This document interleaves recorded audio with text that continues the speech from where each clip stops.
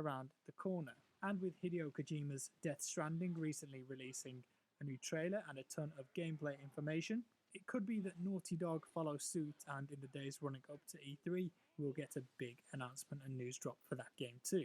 Right then, we're going to take a look at Microsoft and Xbox now, because I think these guys have got a real chance of stealing the show this year. Phil Spencer announced on Twitter that they have 14, yes, 14 Xbox Game Studios games to reveal and show off at this year's conference. Also, there's plenty of information and rumours flying around that at this year's conference, Xbox are going to reveal their new generation of console hardware. When a report a few months ago talked about the specs of the new Xbox consoles, it also made a point to say that they would all be revealed at E3 2019. So, it's possible, but of course, we can't comment on rumours and speculation. There are supposedly three new consoles in the works. A streaming console, then a standard spec next-gen console, let's say a similar price point to the current Xbox One, and then there is an even higher spec machine, much like the Xbox One X. With all that in mind though, it would be a great time to show off their new games though, wouldn't it? Simon and Joe both invest in stocks. Simon uses eToro to invest in stocks without paying commission. Joe has to pay his bank a commission. After all, that's what sells consoles, and I think Xbox have definitely been losing in that respect in this generation to PlayStation. But they could knock it out of the park this year. Last year, we got to see a trailer for the new Halo game, Halo Infinite as it's called, but we yet to see any gameplay. If Microsoft was to reveal a next-gen console, you've got to assume that this would be a launch title. It would make sense. And while the next Halo game is not called Halo 6, it's a continuation of the story, but we don't have a whole lot to go on, other than the fact that 343 Industries have spent years building a new game engine for this game. So I wouldn't be surprised if we saw footage of the game this year with a 2020 release date. Will it be playable though? I hope so. And then we've got Gears 5. Gears 5 is supposedly releasing this year, and we've already had a chance to see some gameplay, and as you would expect, it looks visually stunning, as they always do. I'm not sure Gears has the pull for Xbox that it once did though, with the gameplay often being a bit repetitive, but it's definitely still a fun experience. I expect to see more of it at this year's E3, and there are rumours that the game has kind of turned into a much more open world experience with choice. And then you've got Forza. It's not an Xbox press conference without Forza, right? Well, Turn 10 Studios have already said that there will be no new Forza game this year, but does that open the floodgates for perhaps a new game next year to coincide with a new Xbox console? Forza, Gears and Halo are some of the biggest franchises Microsoft has to offer, and Halo especially could bring in people to buy hardware, but they need more. And I have heard rumours though of a new Fable game. That could definitely make some waves, or perhaps it could be that Xbox and Microsoft have managed to seal a deal with some of the top third-party developers like Rocksteady. Maybe Rocksteady's new game, if it's a superhero game or whatever, could be an Xbox exclusive, or at least a timed exclusive. That would play in their favour. But ultimately, I think if Xbox are going to launch a next-gen console, then they need as many of those first-party games as possible to match the exclusives that Sony has been offering, like The Last of Us, God of War, Spider-Man, Horizon Zero Dawn, all of those exceptional games. But now we know that we're going to see 14 Xbox Studio games at the show, and it would seem on the surface that Xbox are quite confident about what's on offer. Next up, one of the games that I am the most hyped for, and that's Cyberpunk 2077. At last year's E3, the brand new futuristic RPG shooter from CD Projekt Red of the Witcher fame was shown off behind closed doors. At the time, if you weren't at the event, it was assumed that you would miss out on seeing the game. But not long after that, the gameplay was shown off, released out into the wild, and the internet went into meltdown. This game is hugely anticipated, and it's been in development for some time now. One of the things that CD Projekt Red have said though is that the game has changed a lot since that reveal, and I think that's often why developers are maybe a bit wary of showing stuff off early on, because they know certain things aren't locked in just yet, and they could say it's an early build of the game until they're blue in the face, but people will still hold them to that initial gameplay reveal down the line. So the game isn't going to be playable at E3 this year, unfortunately, so if you are at the show you aren't going to be able to get hands-on, but they are showing off new gameplay again, so I'm really excited to see what's on offer, and has the game changed at all. Of course, we also have EA Play, and that's going to cover all of the new EA games this year and maybe even next. But let's start with Battlefield 5. One of the things that we hope we're going to see is the new 5v5 mode that DICE have been working on. I know this might not be at the top of some people's wish list, but as an ex-competitive player, I'm really interested to see how the mode plays, because it's not just a 5v5 mode slapped onto some of the current maps. It seems as though DICE LA have been working on this for a while, and the maps have been arranged and designed specifically with this mode in mind. And it looks like there's going to be different classes and characters. It sounds a bit like Rainbow Six Siege mixed with Counter-Strike, and that's kind of interesting to me to play that on Frostbite. Now, some of you may remember Incursions, and that didn't go down all that well, did it? But I think with the right mode, the right support, Battlefield could absolutely have a strong competitive scene. I know there are players itching to play, and with custom games around the corner, there is actually hope. But of course, I also really hope that DICE and EA give us some more info on what's ahead for Battlefield 5, namely with maps. We already know we're going to see a classic fan favourite map reimagined that they did speak about some time ago, so it's going to be cool and interesting to see what that is. Apparently it will be an infantry focused map, so I'd hazard a guess at something like Lockers, Metro, maybe even Fort Vaux. But aside from that, a roadmap for future maps would be great, because let's face it, it's what the game needs. I hope that DICE come swinging at their presentation that they're doing there and just announce a ton of new maps and new stuff coming to the game throughout the year. They've teased the Pacific, and I think a lot of people playing BF5 would love to see that happen. And just before we move on from Battlefield, I did hear on a recent podcast there was a bit of a leak or a rumour that a remaster of Bad Company 2 was coming out this year. There was a couple of articles I saw too. I think they originated on NeoGAF or 4chan, something like that. But how would you guys feel about a Bad Company 2 remaster? Could be fake, could be a rumour, whatever. Could be legit, who knows? How would you feel about that? Let me know down in the comments below. Apex Legends, though, took the world by storm, but it's definitely dropped off, and it seems that Respawn took their foot off the gas pedal pretty early on with that, and the first season pass was just a bit of a letdown, really. However, they have stated that they've kind of taken a different approach to developing new content for Apex now, and they've actually pulled devs off other projects to work on Apex content. And it's meant to get a new season soon, so hopefully we'll get a detailed look at what's next. New legends, new maps. Fingers crossed. I'd love to see a selection of new legends coming to the game, and definitely a new environment to play in. Battlefront 2, well, a couple days ago, the community manager said that they're going to skip EA Play. However, there will be a big news drop coming soon about what's on the horizon, and Battlefront 2 is actually a really popular game right now, especially on console. I think DICE and EA have done a great job turning that game around. A new Need for Speed? Well, again, sadly not. It's going to skip EA Play, but there will be information soon. Aside from that, more Star Wars, but not Star Wars Battlefront.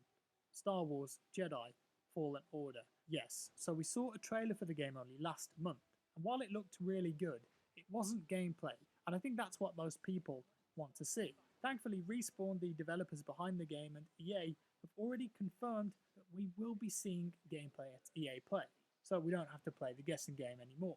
Jedi Fallen Order is a story-driven game that has been compared a little bit to Dark Souls only because it's a melee game that will require a bit of skill for you to actively be blocking, dodging, and of course chopping off limbs with your lightsaber to deadly effect. At the end of the day, it's Star Wars, so it already has my attention, but I'm sure that everyone will be in the same boat as me. I really want to see gameplay before I get too excited. I can't wait for this one. I mean, Respawn, what they've done with Titanfall and Apex, they're quality developers, and I think this will be a solid 10 to 12 hour story experience, all set in a canon Star Wars environment. Simon and Joe both invest in stocks. Simon uses eToro to invest in stocks without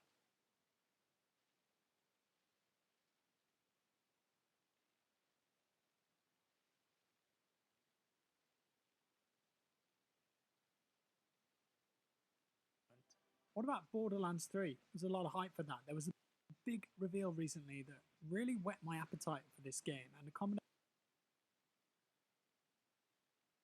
combination of interesting art style, tons of weapons, huge variety in areas, means that this one is definitely a game that I could see myself playing a lot of. So what about Ubisoft then? Well, recently the new Ghost Recon game was announced, titled Breakpoint, and I have to say it looked cool.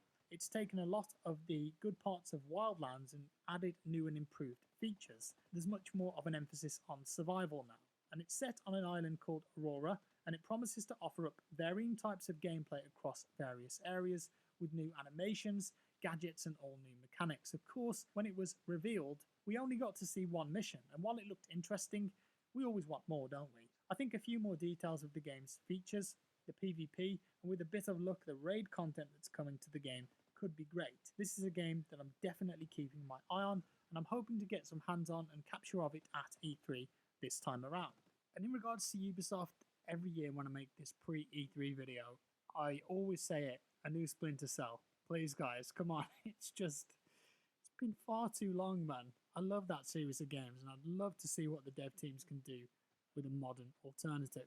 Something from Square Enix now. So they're doing a conference at E3 this year called Square Enix Live, and there's going to be a worldwide reveal of Marvel's Avengers. Yes, so Crystal Dynamics, the guys that make Tomb Raider, have been working on an Avengers game with Eidos Montreal for a few years now. There was a tiny, teeny teaser trailer a few years ago. It seems like forever. And this one, of course, the Avengers, massive franchise. They don't really have a proper AAA game and haven't for years. This could be something really special, and I've seen leaks and rumours in the last couple of days that have insinuated it's a story-based action-adventure game that can also be played with 3 other players. So single-player or 4-player co-op, whether you're playing as the Avengers or just in a world with them. I don't know, but Avengers hype, it's still here. I can't wait to see what this game has to offer. Next up, and these are in no particular order, but if they were, it would be high up on the list anyway. It's Doom Eternal. I can't wait to play this game. When they released the Doom reboot in 2016, I just had so much fun playing it. The concept is incredibly simple and old school. Sure, there is a story, but come on, it's Doom. The core game focuses on putting you in large, playable sandbox areas with multiple demon types coming at you and attacking you. And it just allows you to use your movement skill, aiming skill, your incredible arsenal of weapons, and your ability to take out all of these hellish demons. And it also plays insane metal music in the background. It just works, and there's something so mechanical and brilliant about it. You feel so pumped up when you're playing it, and when you manage to clear an area, depending on the difficulty you're playing on, of course, there is a real sense of achievement. It helps too that the visuals are just amazing, and the 2016 game ran incredible on PC, even at 4K. So anytime that I can get a taste of that Doom formula, I'm on board. I hope we get to see more gameplay at this year's E3, and as far as I'm aware, they haven't yet given us a release date, so that would be great too. Also, a final shout out to Wolfenstein Youngblood, because the Wolfenstein game's always a fantastic amount of fun, so new gameplay of that is always welcomed. And there we have it. There were just so many games every E3 that I can't cover all of them, but these are just a selection of games that really interest me. But thankfully, E3 always has enough games on display for everyone, and usually some surprises too. I'm really looking forward to this one. And that's all for today, folks. I hope you enjoyed it. If you did, leave a like. If you didn't, a dislike. Subscribe for more, hit that bell, and I'll see you in the next one.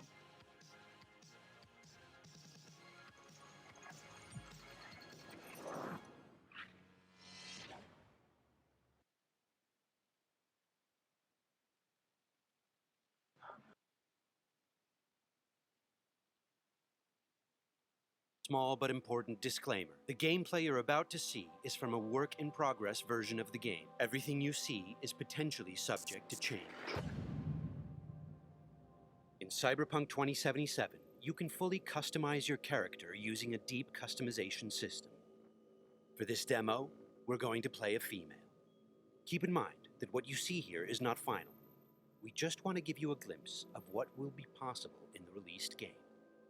This is an RPG, so before we get into our appearance, we need to define our backstory. What you choose here will unlock different possibilities later in the game. Also, you can use an array of different options to modify how you look. These include body type, hairstyle, tattoos, makeup, skin tone, and many, many more. But visuals aren't everything. You'll also be able to customize your initial attribute setup. You'll notice we didn't pick a class. Cyberpunk 2077 features a fluid class system, and you'll be able to modify your class throughout the game. This demo takes place near the beginning of the game. V and her friend Jackie, along with a netrunner named Tiba, are hired to find and retrieve a missing person, a girl whose locator implant went dark. Always clear. Go. 12:37 on your right. Girls inside. Biomon's been down an hour. Better Delta. Cyberpunk 2077 is a first-person role-playing game.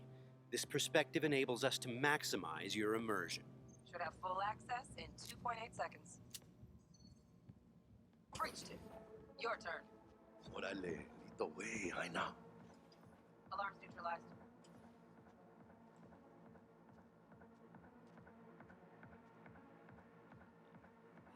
Fucking late.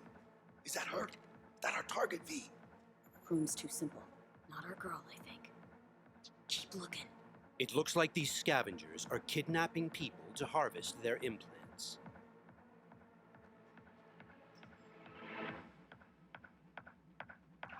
Okay, things are about to get heated.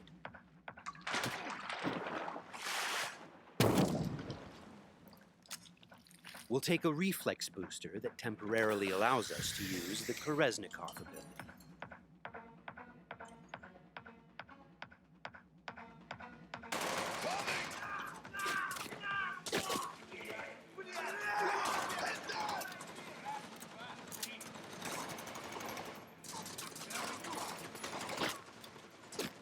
This is Koreznikov.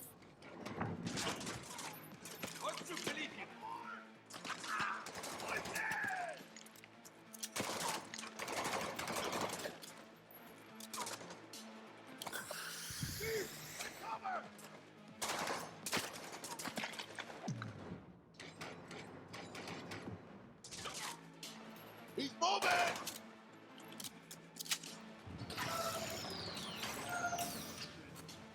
Cover! Find cover!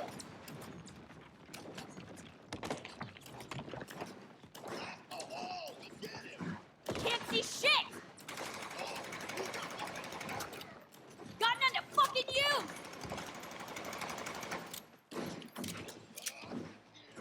Room he's in looks out on the balcony. Got a window on the left. Go!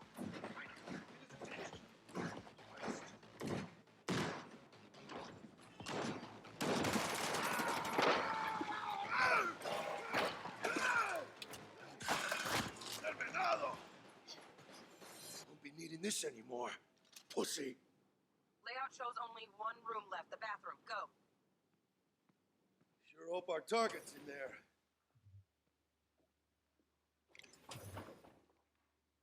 Cabrones. Think I got her. Got our target. We make it? She alive?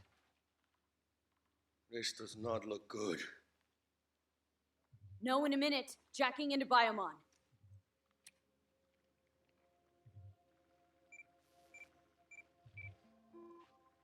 Sandra Dorset, NC 570442. Got a winner. Or she will be if we can get her to a hospital. Sheesh. Trauma Team Platinum, too. Platinum? Shit, TT should have swooped in if she sneezed. Something's jamming the Biomon signal. Talk to me, T-Bug. Virus, probably. Locator neurosocket. Should be a shard slotted in. Shit's probably on that. If we clear it, free up the signal, TT could actually drop in, take her off our hands. Got the shard. Removing it now. Done. Check Greetings, her Sandra. again. An emergency evacuation unit has been dispatched and is due to arrive at your location in 180 seconds. Biomon claims trauma will be here in 3 minutes. Like the fucking cavalry. Let's get her out of here. Your premium plan will cover 90% of the projected costs of your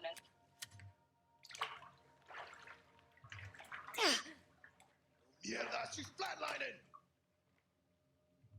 V, you need to know what's going on. Jackie, air hypo. Can't, China!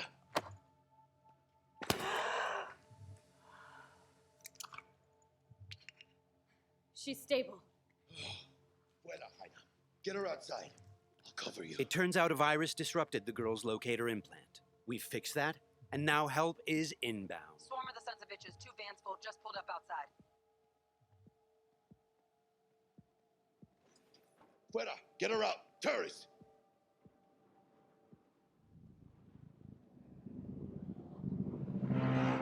Stand clear. Landing.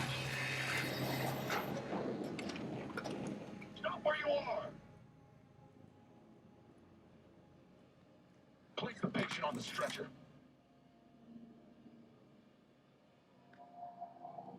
5 steps back. Now.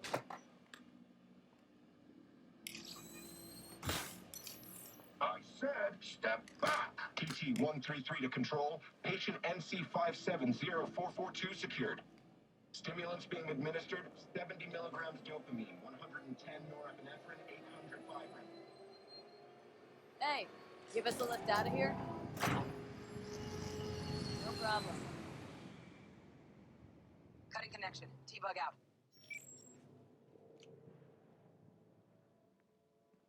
All clear. That was Just you Trauma and me Team, blow. a kind of high-end premium medical Don't insurance. have much time from what Bug said. We've delivered the target, and T-Bug has notified us that the scavengers have called in reinforcements. Let's get out of here before they arrive. I got the eddies for new wheels now. Eyeing something real fine, too. How about you, Heina? Probably blow it all on booze in 3 days. Talking about somebody else, Jack. Deeper than a contact of combat.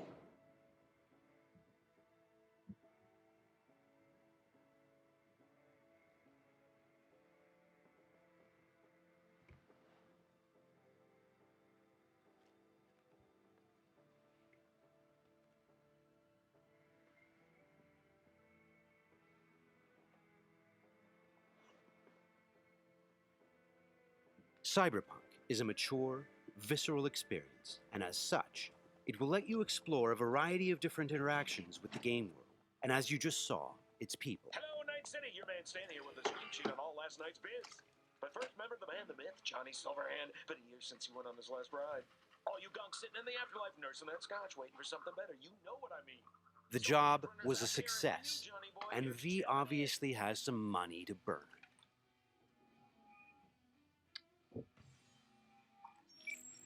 Hey, sup, V? Look, I need to talk to you. Got news as big as my balls. And I got a hot date with my Ripper Doc. Come on, Heina, make the down wait. Pull some bags on your culo and get down here. Subway entrance. Bring your iron. Okay, Jackie has just told us that he has some big news for us, and we have an appointment with our Ripper Doc today. Before we leave, let's take a good look around our apartment. Good morning, Night City. The song on the radio is by rocker boy Johnny Silverhand. It's part of our creative process to draw inspiration from the pen and paper system created by Mike Pondsmith, and to put our own 2077 spin on it. Let's go grab our gear. Okay, we'll take V's trusty pistol.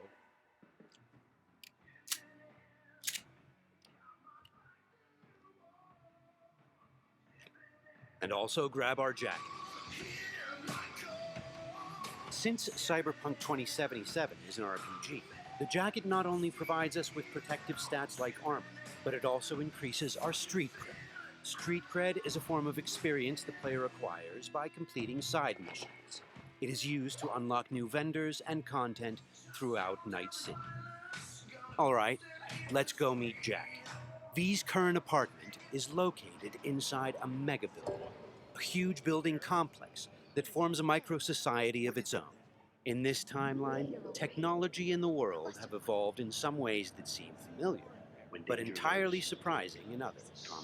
As an example, in this world, people pay with eddies, slang for Euro dollars. We make sure to root every detail in the world's lore, so everything has its purpose and stays believable.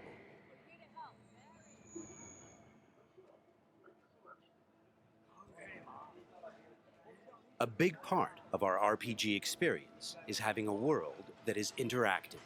Here, a generic ad has morphed into an advertisement specifically tailored to V, informing her of the nearest vendor she can purchase the product. In this case, it shows us where to find some Nicola soda.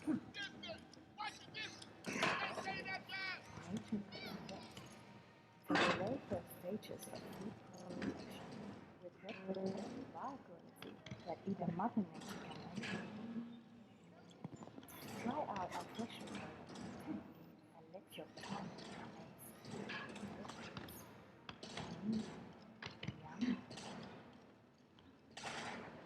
You're all 45. It's ready. This is Wilson, one of Night City's many gunsmiths. We won't be checking his wares today, Who does shit but you like can that? purchase and upgrade your weapons and gear throughout the city.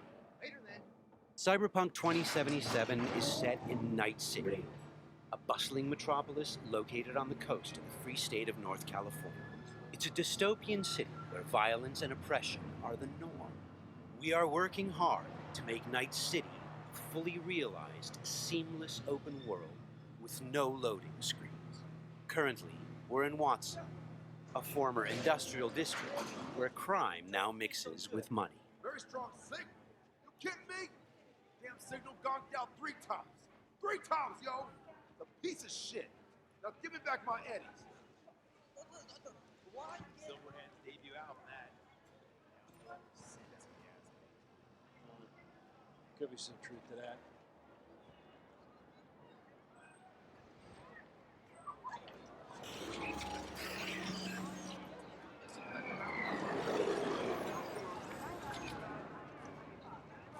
We've greatly enhanced our crowd and community systems to create the most believable city in any open world game to date. The city's streets are bustling with crowds of people from all facets of life, all living their lives within a full day and night cycle.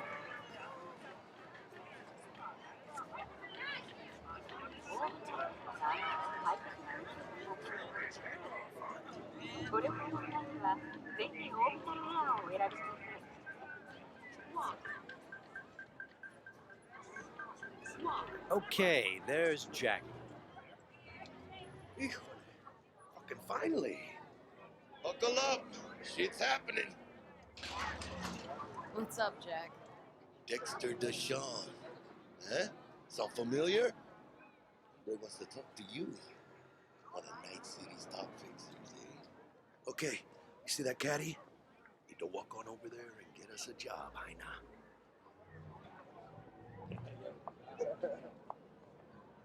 Fine, I'll meet him. Talk. I'll be at Senor Rippers. Good news to me. Good luck, V! It turns out we've caught the attention of one of Night City's biggest players, Dexter Deshawn, a fixer, a person who gets things done. He wants to meet up and discuss a job. Get in. Let's see what he has for us. Yo, Miss V, a pleasure.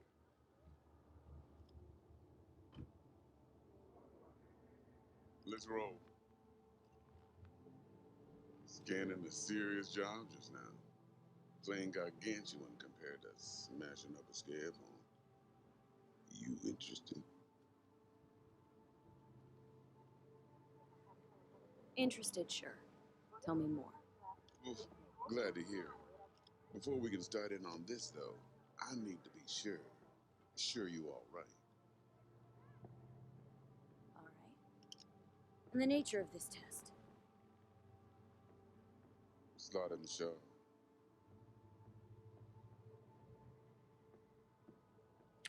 See, got a classic tale for you. Psycho gang, just doing his thing, jumped a Corp convoy, got away with gear. Now I need me that little combat bot. They call it the Flathead. Of course, I got the Eddies to buy it, but me and the Maelstrom boys ain't the best of friends. No flow to our convo, see. Who's the woman? Corporal agent. She's on the hunt for the dogs who sold the Gangoons info on the convoy. Got herself a prisoner. Her chief suspect, most likely. Going on 20 hours since the convoy was jumped, and she still don't have no guilty party. Gotta be desperate by now. Be wise to think how you could use that. Got any questions for me? Clear on it all, I think. Time I got to work. Beautiful. Here's hoping my inkling checks out. So, see you at the afterlife soon as the job's done. Do good, and this will be the start of a beautiful friendship based on heaps of eddies. It seems Dexter has given us a test of sorts to see if we're worthy. He wants us to retrieve a piece of high-tech combat gear a local gang stole from the Militech Megacorp. We'll be able to approach this job from a variety of angles. Let's try calling the Militech contact to see where that leads. 100 times what I could take. Stout here. Hi. Heard you were looking for some tech. Let's talk. Hey, everybody shut it! Where is it? Come on, spell. On the horn? No. Amateur hour. Jesus. First exit off Skyline going towards the NID. Storm channel under the overpass. Meet you there. The situation's tricky because the contract giver is a corporate agent who seems a little high-strung. Before we get down to business, it's a great idea to visit our Ripper Doc.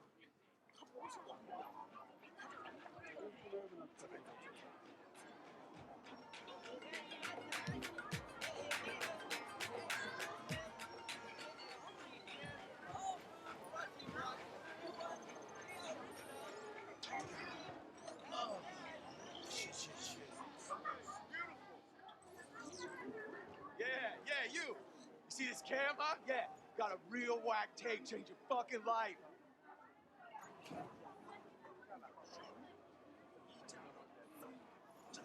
Crime is a common occurrence. Night City is not a safe place. Life here is not easy.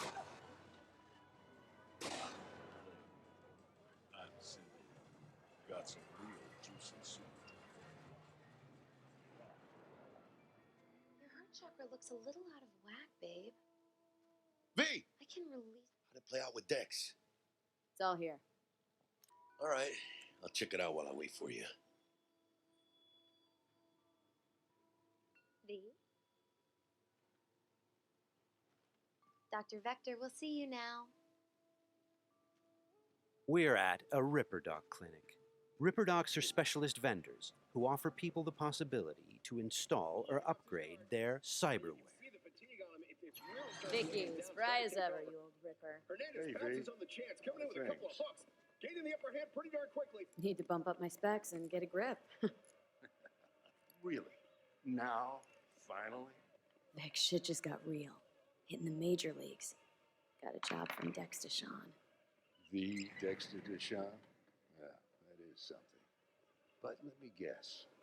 Hasn't paid you yet. Quit crying, Vic. I'll bring you the Eddies later. With interest. You know I will. Last time, I swear. Now sit.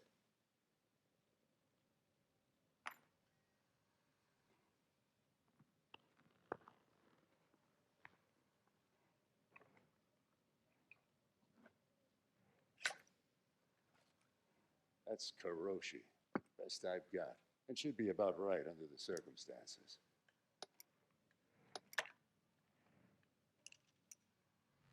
Now, jack in.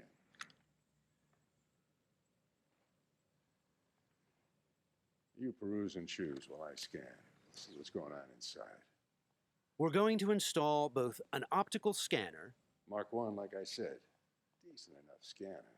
Displays data on your cornea. and a subdermal weapon grip. The link's not labeled. And to be perfectly honest, not entirely sure where the hell I got it. Still, looks like it'll talk to Karoshi Tech. I'm ready. Carve away. Okay, all clean. Now for the fun stuff. Lay that Major League arm of yours right here. Just like that. Thanks. Now a bit of anesthetic, and I can start cutting. Feel anything? Doc. Play by play. Makes you sound like a dentist. You're always going on and on. Don't be mean now. Remember, I'm old. I got a shaky Gannic hand. Could slip. Lights out for a minute, all right?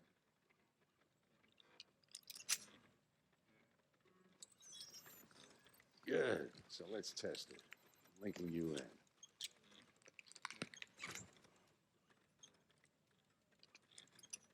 You might feel a little discomfort, maybe blurred vision, low contrast, glitches.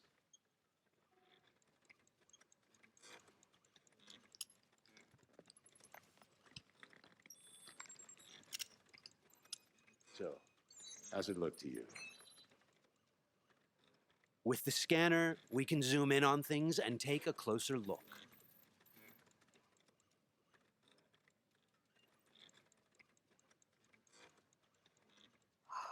This is fantastic. Beautiful. Time for the scanner. Additionally, we can analyze objects, get details on enemy weak points or gang affiliation. It might take you a while to adjust, but first time's rarely the charm with anything, really. Scanner should eventually sync with your thought processes and read your intentions. Ought to work like a charm. Now draw your weapon. You should see your ammo count in a brand new sight. The subdermal weapon grip links to our scanner and shows us weapon information like ammo count and fire modes. It also increases the base damage on all connected weapons. Shit, Victor. Not bad. I don't know what to say. Say you'll take this and remember the dosage. 2 whiffs now, and another 2 in an hour. Thanks again. You're the best, Vic. Go on, kid. Show them what you can do. And once you hit the big time, don't forget where you came from.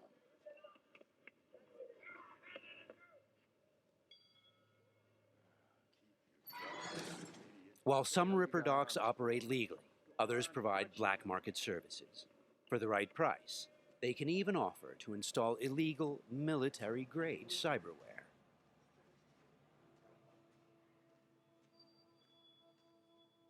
Left a few minutes ago. Said he'd wait outside.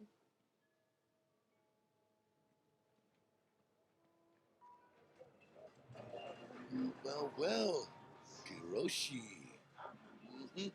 Well, Vic's got a soft spot for you, Haina. Come on. How about you use them fancy-ass optics to scan my new wheels? Sure, but you'll have to let me take it for a spin. Hey, just watch the paint job.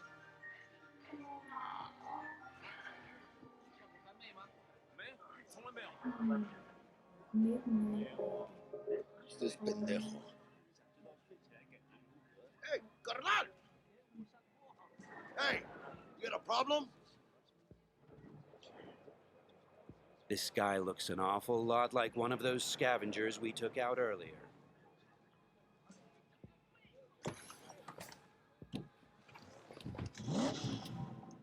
Something tells me that wasn't no coincidence, huh?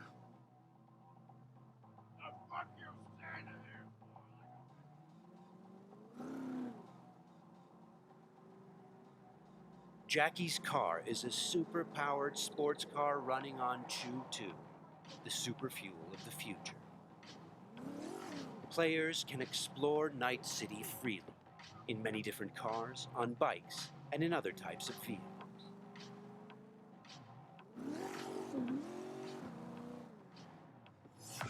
This does not look good. Puta madre! Grab the wheel, Jack! Oh, fuck! It looks like the scavengers from earlier are still angry. They're pulling ahead, Haina. Watch it now.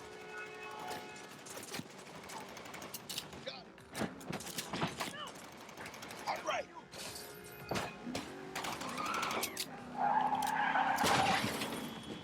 I think we got rid of them. That was intense. Shit! The fuck was that? Pendejos. Night City never sleeps. Danger lurks around every corner, even in daytime. Random encounters like these are an example of how your actions directly influence your open world experience. Let's get the fuck out of here. Okay, Jackie. So, they're done riding our asses? Scavs? Sure, maybe. Should be looking for a new spot to slice and dice, not gunning after us. But who knows? Real messed up pendejos, Scavs. Saw it yourself. Many forces are fighting for control of Night City, but the mega corporations are the real showrunners. The agent we're going to meet represents Militech, one of the largest companies in the private military sector. Why are we stopping? Remember the corpo off Dex's Shard? Ranger, she's in the area and we're gonna meet. Let me guess. She's in hot corporal water. Desperate. And you think you can use that? See if I can, yeah. Since Cyberpunk 2077 is an RPG, preparation will be key when dealing with Night City's powerful, especially when these are corpos. Instead of just rushing in, let's assess the situation with our freshly installed Kiroshi optical scanner. There. Let's take a closer look. Composite armor. Car's a fucking tank. Shit. Yeah, Militech. No doubt about it. You sure you still want to meet him?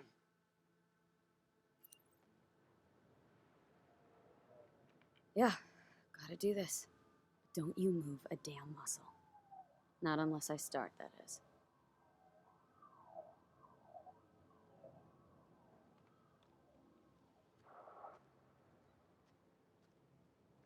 These guys are levels higher than we are. Let's try to approach them carefully. Stout, take it you were the one to call? Yep. We wanted... Think you're smart? Something to blackmail me, bitch? Set conditions? Calm the hell down. What is this? I got you now, asshole. You're insane. What the fuck is this? I'll know in 2 seconds flat. That fucking thing ready? All set. Are you here alone? The corpos have hacked us through our personal link and have subjected us to a kind of lie detector program. The dialogue system in Cyberpunk 2077 is fully gameplay driven. I asked if you came alone. Yep, just little old me. She's lying. Search the area. Now listen, we don't need to be here all day. This piece of shit, Anthony Gilchrist, did he or another asshole at Militech leak info to you or anyone else about a convoy? It might be tempting to reach for the gun, but the consequences could Got be nothing dire. to do with him or Remember, Militech. these guys are really tough. Shit. Checks out. You got nothing on me. Nothing. Won't get away with this, you bitch. You're dead. Somebody shut him up. Take me home. Now.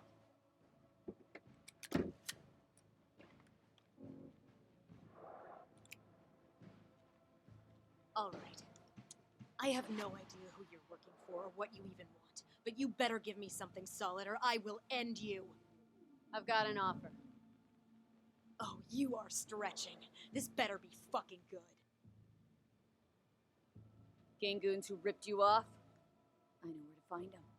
They got a bot I want. Give me the funds to buy that bot. You can do what you want with the gang. I don't give a shit about the thieves. I want my mold. Cred chip, 50K. Just enough to buy you your bot. Thing is, Chip's gotta make it into the thieves' terminal. That's all I need. Think you can do that? Then we got a deal. Fine. I'm in. Try to fuck me in any way, and I'll be seeing you real soon. You're making a mistake. This cunt's good as dead. The agent gave us the money to buy the bot we need from the gang. By choosing to call the Militech agent earlier, we have now opened up a non-violent path through this quest. Of course, we could try and keep the money, but that would mean we'd have to take the merchandise by force, which requires a lot of firepower. Looked a little fishy, you know? People tense. No signal, so I stayed put. Good thing, too. Went down about like I expected. Made a deal, and we're good to meet with Maelstrom now. Mm-hmm.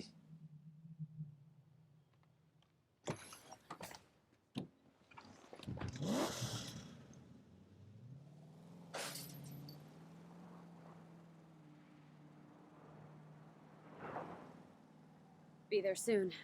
What do you expect? Corps don't forgive or forget. Even these Borg fucks sense that. Feel the pressure. That's why they're holed up in this shithole, praying to the almighty Trip 6. Gotta move the tech, but they can't.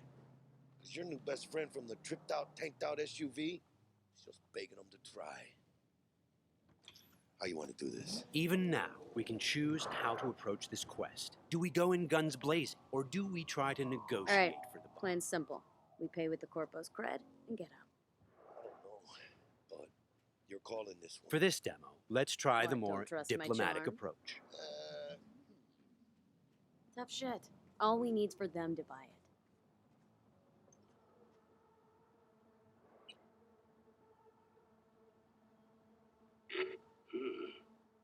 Don't know you. Want to talk to Royce. Main room. I'm waiting.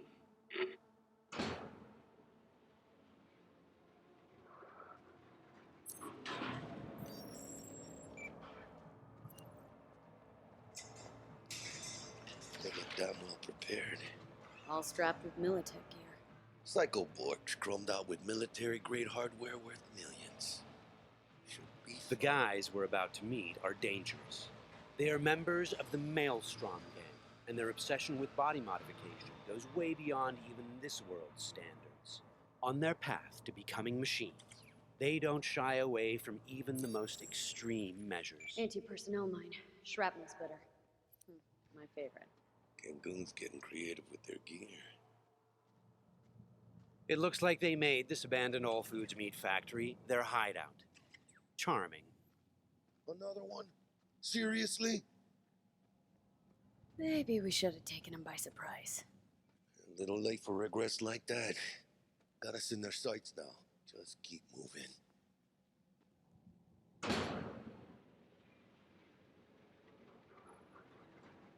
Stay cool. They're just trying to spook us. Remember, we've chosen to buy the tech, not steal it. Hopefully this will go fast and easy. This is a pretty well-guarded place. You can imagine what would have happened if we'd taken the violent path.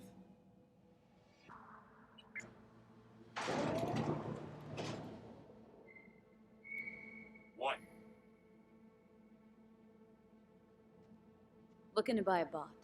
Model MTO D12. Looks like a spider. Couch planted. Yo, Kurt, peek around the corner, see if we got anything like that.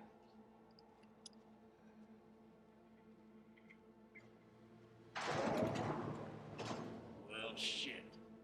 Sit down. I'll stand. Can't move on your culo. Makes you an easy target. Sit down. That really necessary, hombre? I ain't your hombre. Sit. Sit your ass down before I plant a bullet in your skull. Jack, sit down. This ain't gonna end well, but... Shit. Well, all right. Fucking bravo. Come on, lighten up. Have a whiff.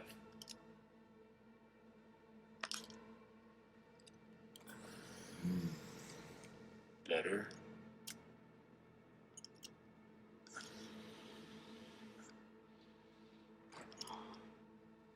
Now we can talk. The bot. Need to see it. Suit yourself. Fucking tricked out, state-of-the-art this thing. Don't even got no standard port. Bells and whistles though, dynamic camo armor and motor impulses rivaling that of the human nervous system. Its actuators are actually pimped with titanium fiber, and it can go anywhere, literally. Watch this. Fully integrated link too, so when the spider starts crawling up walls, dangling from ceilings, you could lose your lunch.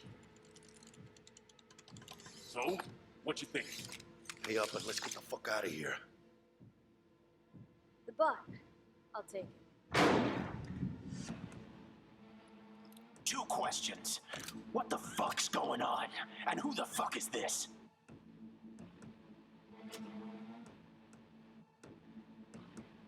Got 50 large on this Kretchen. And you positively reek of Militech. Dexter Deshawn sent me. Dexter Deshawn. Dreads. Gold plate? Fat old fuck? That him? We'll pay for the bot. Be on our way. How much you say you had? 50K? Fred's on this.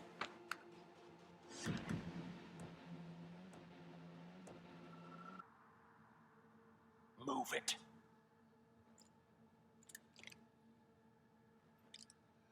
Woo! Not the smoothest of deals, but it worked out in the end, right? Flathead's good gear. It'll do the trick.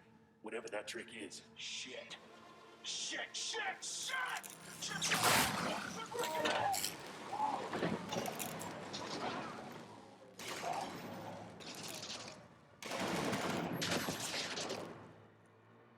It turns out the cred chip we got from the Militech agent contained a virus cut which off. fried their system. Virus must have tripped the security. Royce, their leader, is making a break for it. Militech. Had to end this way. Before we figure out a way to leave, let's grab the splinter that controls the bot from one of these dead Maelstromers.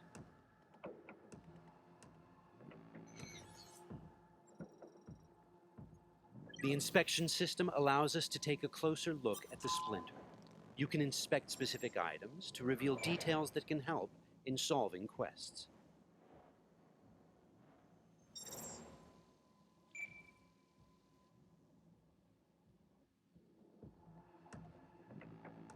Okay, let's equip the splinter to our chipware slot. With this done, the bot will now follow us wherever we go. All right, what else do we have here? Nice! A street-modified tech shotgun. Tech weapons fire rounds that penetrate walls and other types of cover. They also have an alternate fire mode that allows you to power up shots and deal more damage. It looks like there are several ways out of this room, like those gates, for example. However, you'd have to be a skilled netrunner to hack into this terminal. Luckily, our engineering skills should allow us to disassemble that maintenance panel so we can get through the door. Got it. There are many skills in the game that players can apply in solving problems. The engineering skill can be used to fix, disassemble, and disarm devices blocking Production your line path. passes through here. And we're gonna pass through with it. So, Got from it. this point on, we're going to unlock the abilities of a high-end character to showcase some of the different mechanics we have in the game. I'll get him.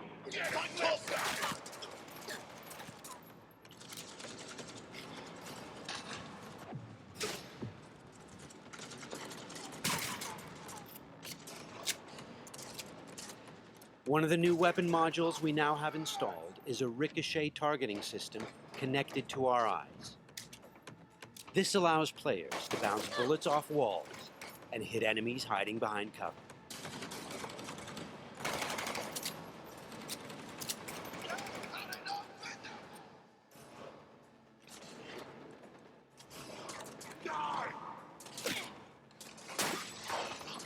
Fuck are you?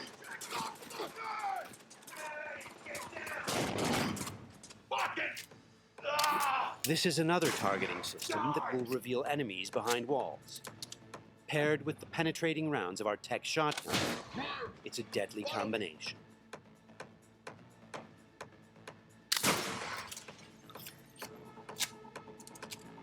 Looks like we found some loot.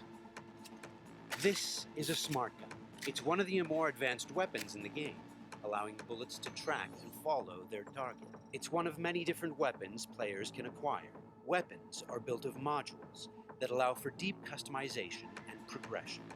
This way, you can be sure to find something that will suit your playstyle. The toughest bastards guarding this route. Probably some reason for that. Motherfucker!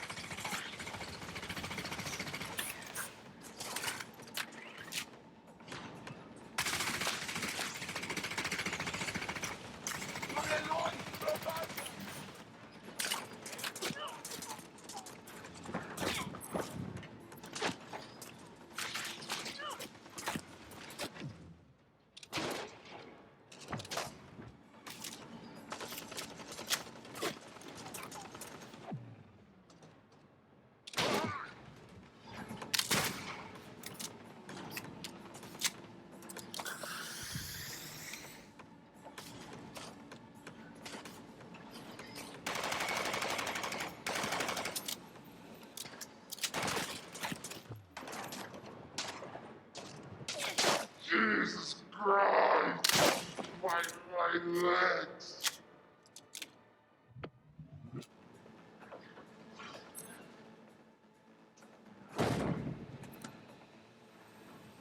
Just a reminder, everything you've seen and are about to see, including this particular feature we're about to show you, is from a work-in-progress version of the game and may change over the course of development. Okay, all that shit's covered? Okay, let's try something different. We're going to take this guy down and connect directly to his neural side. In the world of Cyberpunk, once you are jacked into a network, you have access to everything it connects to. Through this Maelstrom gang map, we've now connected to the gang hideout's internal network. This is the building's personnel system. Let's focus on the squad containing the Maelstrom ganger we just connected to. From here, we can deploy software that affects the whole squad. For now, we'll simply unlock the ability to perform quick hacks. All right, time to show off our new high-level abilities. With Quick Hack, using the backdoor we unlocked a minute ago, we'll install a virus that jams the connection between the Maelstrom ganger and his weapon. This will prevent him from firing.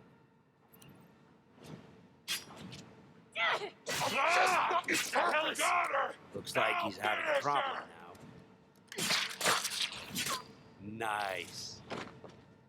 Some of you might recognize these mantis blades. We can also double jump and bounce off of walls, which makes us a very agile, fast solo.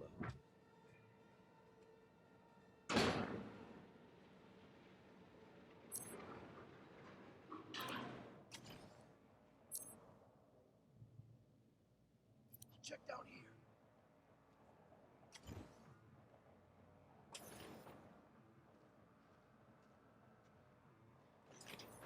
Sweet, we just found a corporate tech rifle.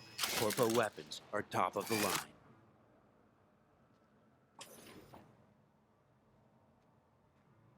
Let's scan this guy and see what's going on. It looks like Royce is back, and he's prepped. He's got an armored exoskeleton. We won't be able to get rid of him that easily. Our weapons are not dealing a lot of damage because he's packing an autonomous shield. Luckily, the scan we performed earlier revealed a weak spot. Attacking should bring the shield down.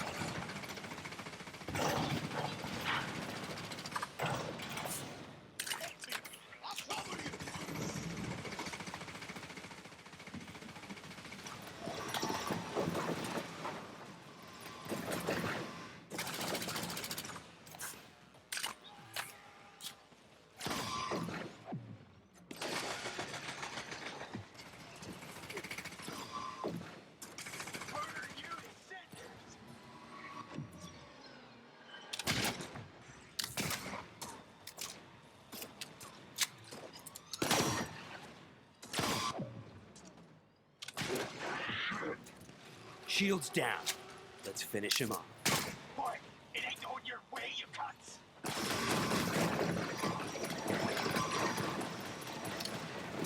Okay, let's put him down and get this job over. That wasn't the smoothest raid, but we've got the bot, and Dex should be happy. But think back. What would have happened if we hadn't met with the Militech agent? Or told Royce about the agent and her plans? Or just decided to buy the bot ourselves?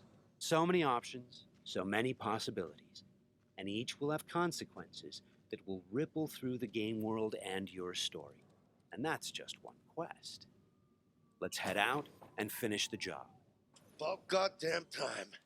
Let's get out of here.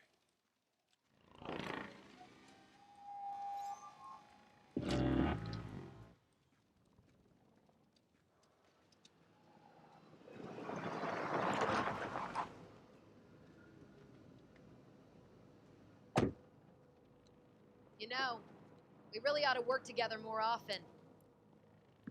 Your chip had the clap. That's not discreet. You set me up. I fucked you over. You fucked the gang over. Somewhere at the start of the story, somebody fucked the Corp. See how this works now? Only the Corp gets what it wants. Remember that. Learn it.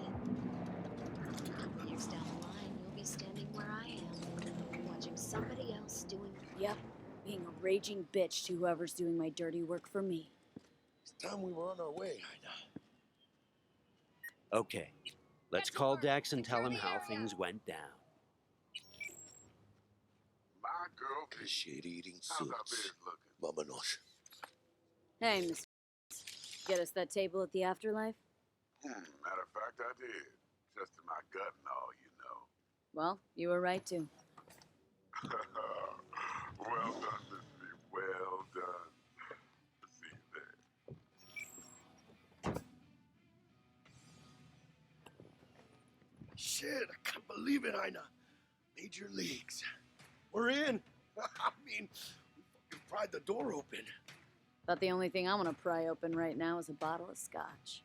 Oh, no. Not another three-nighter. Por favor.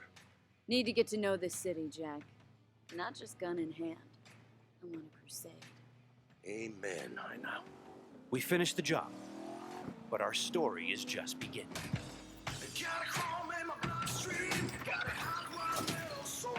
This concludes our gameplay demo walkthrough. Thanks for watching.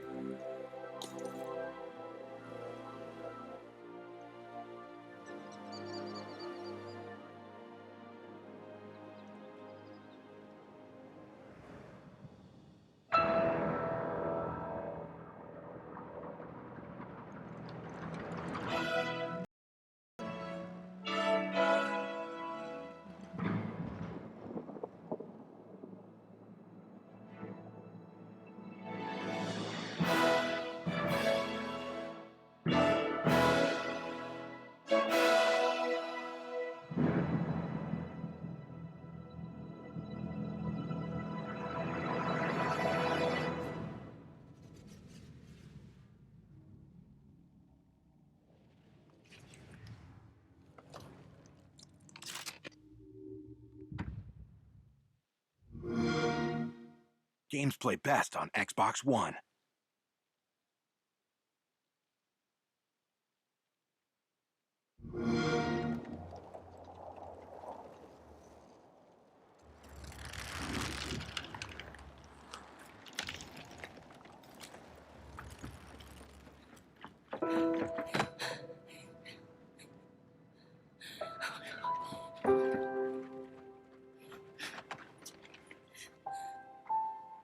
Kate. No. Kate, you can't see this. You don't want to see this.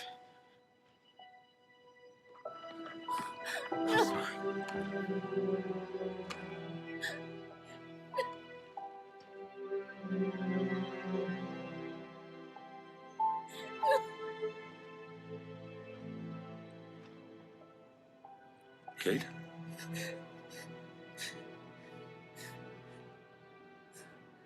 I'm sorry.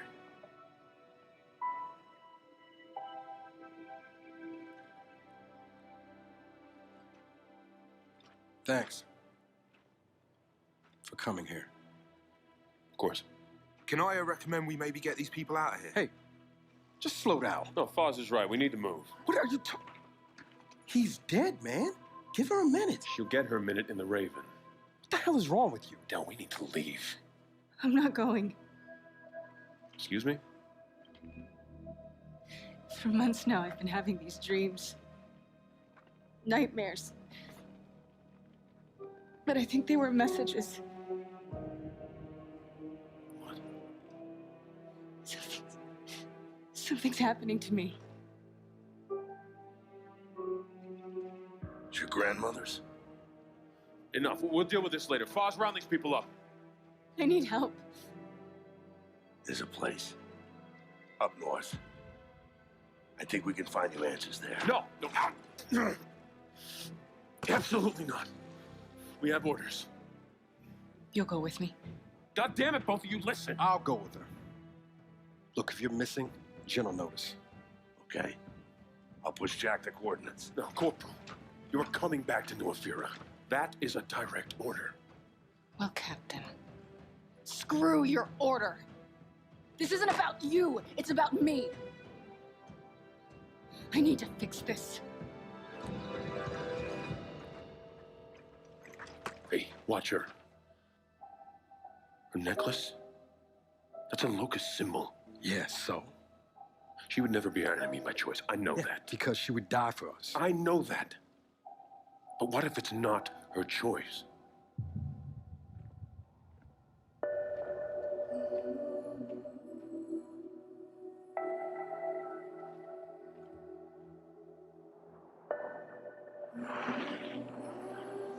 Where are we going?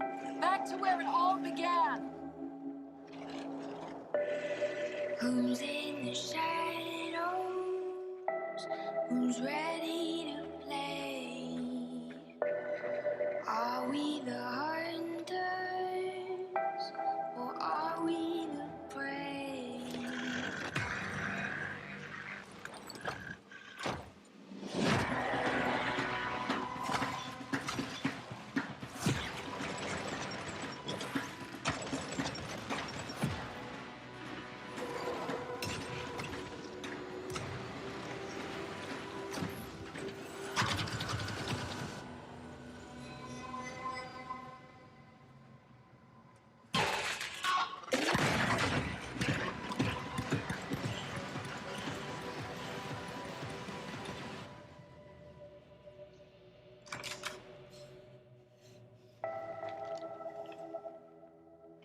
Hey, what are you...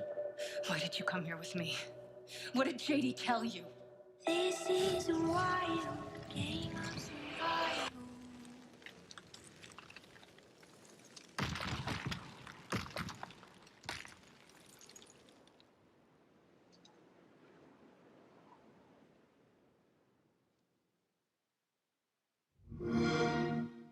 Games play best on Xbox One. Got your mochaccino? Ooh. Did you just drink my coffee? Just taking my commission. Nothing's free today. Actually, eToro introduces 100% stocks, 0% commission. Join and invest in stocks from the world's top exchanges with no commission. Your muffin?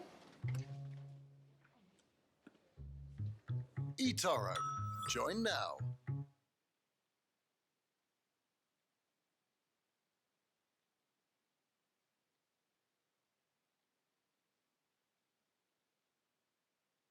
Got your mochaccino? Ooh. did you just drink my coffee? Just taking my commission. Nothing's free today. Actually, eToro introduces 100% stocks, 0% commission. Join and invest in stocks from the world's top exchanges with no commission.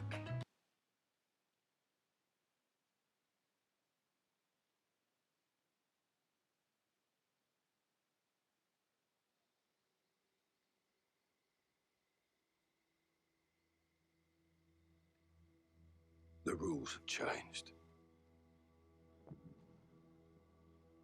There's a fine line between right and wrong. And somewhere in the shadows, he'll send us in to find them. 126 actual. Target is in the main house. You have execute authority.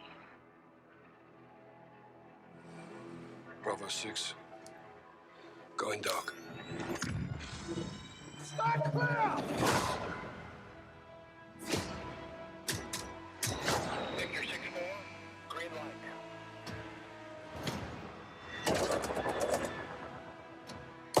Chemical weapons are now in the wild. Raymond copies that.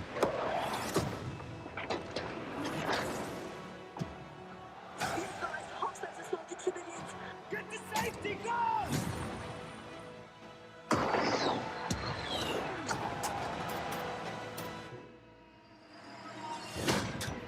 We get dirty, and the world stays clean.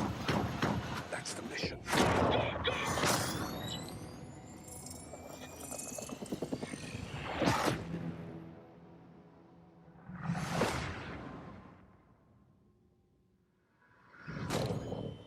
Who's your team? Some old comrades.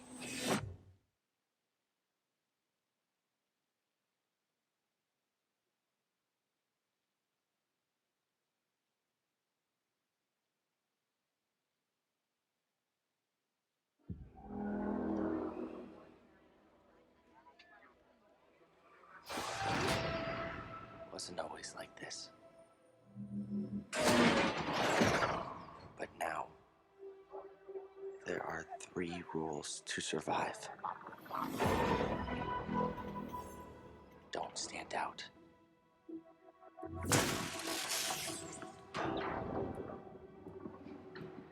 Accept the past.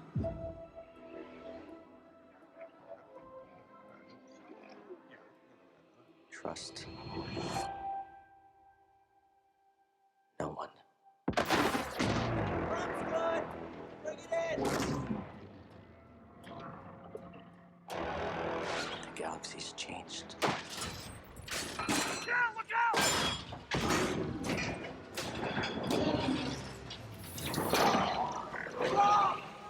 Whatever you do, don't reach within.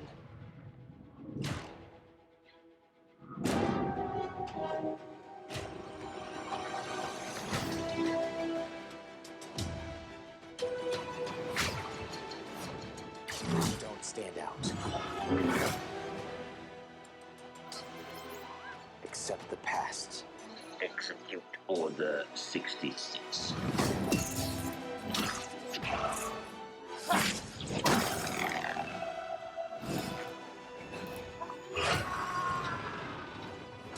Trust no one.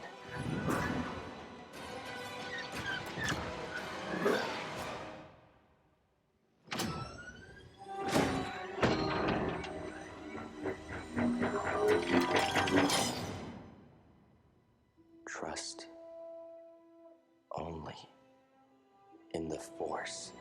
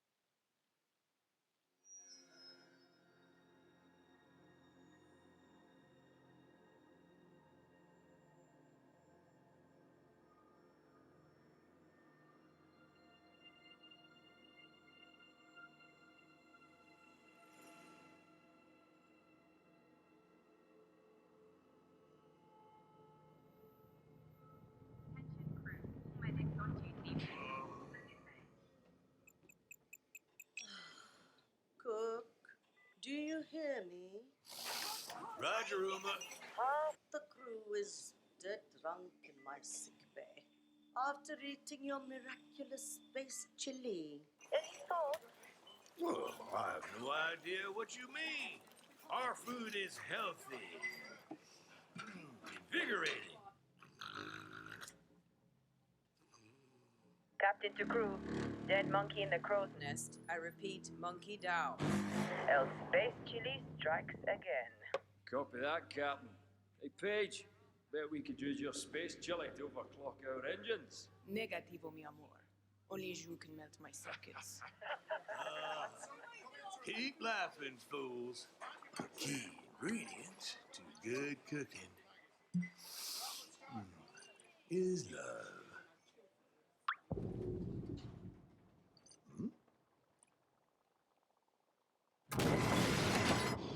Oh! What? Engineering to officers, we are dead in the water. I repeat. Main engines are cursed. Nox, come in. What have we got on the scanners? Jack shit. Nada. Hey, wait. I see something. 3 o'clock starboard.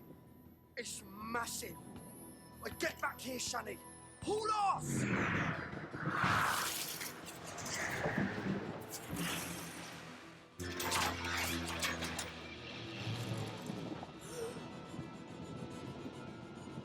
Lock down the Bacon. Give me auxiliary engines. Deploy shields and bring up out now! Brace yourselves!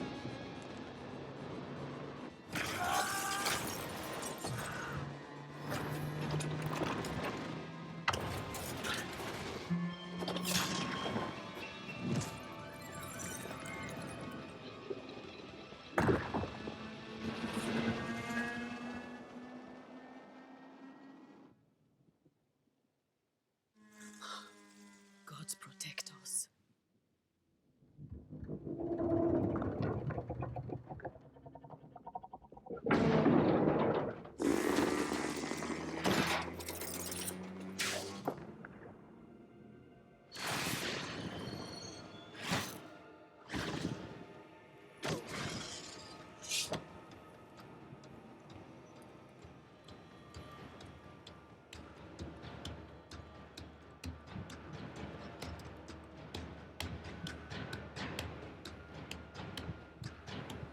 Jade.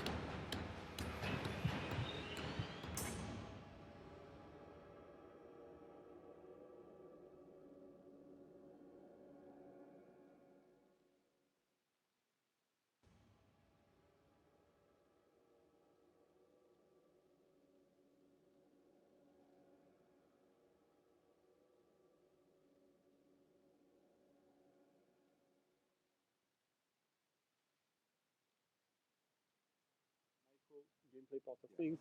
And on a larger scale, to define our space pirate experience, we want you to have your space captain, your crew, and your ship. Yes. So these are the three big pillars. Talking of ships, here are some. They are conveniently parked here for the purpose of the demo. The main thing here is that any vehicle you see in the game, you can drive it, you can fly it. So this overbike, this fighter, you can fly them. Our demoists are going to give us a tour through outside of this temple into Ganesha City. So welcome to Ganesha City. So this is our in-game version of the city that you saw is in our trailers. That's the same place. As I said already, you can part ways. Johan is going to be doing his stuff and still be in the same session, but we will follow Audrey, who's going to give us a tour of the inside of Ganesha City. So we start with the lower part of the city, where the hybrid are living. You can see the shanty towns where the hybrids are living right over there. Yeah, it's a kind of a segregation going on in the city, with hybrid living down in the shanty towns and humans living up in the upper part of the city. We're gonna make a spotlight on this on the giant left, you can see fresco. A beautiful example of the community creation. Created by you. Exactly, these murals, religious murals, it's depicting, really of course, the divinity Ganesha. And as you can see, we had this huge wall, so we had to put it there. Keep in mind that there will be many places, especially in huge city, to actually creations from the community. So this would be a unique way for you guys to actually see your creations in the final game. in the same way you can pick up any vehicle and drive it, you can land any place in the city. There's no problem. You can enter a lot of places as well. We'll see this in a moment. We really like this position in Ganesha City on the foot of this huge statue. And this statue is mixing high-tech elements such as hologram and old-style statues. And we really like this very, very specific atmosphere that it brings to Ganesha City and to science fiction as we see it.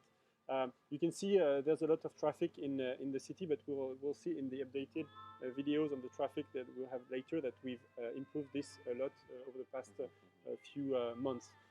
In the city, so you've got the traffic, you've got statues, but you also got some specific locations, such as here, you can see the police station that's guarded with scouting ships, police scouting ships, and also a heavy frigate. You can use your spyglass to have information on everything, and it's kind of an upgraded version of the camera from the first game, BGN1. exactly. Yeah. So you can take pictures and etc., but you can do much more with this spyglass. Here we're scanning the traffic to see what kind of vehicles are there. Here we're scanning this building to see it's a temple. You can enter this temple the same way we were in a few minutes ago. There's a bank here if you want to do some robbery or if you just want to withdraw money. To go to that shop, for example. Yeah. For a pirate, all these locations are opportunities. Yeah. You can steal those places, you can attack them, you can also choose to actually buy something. If you want to be a nice pirate. Exactly. In the shop you can buy augments, you can buy gear, you can buy new outfits, so it's really up to your liking. So here Audrey is going to steal another borrow another overbike. So in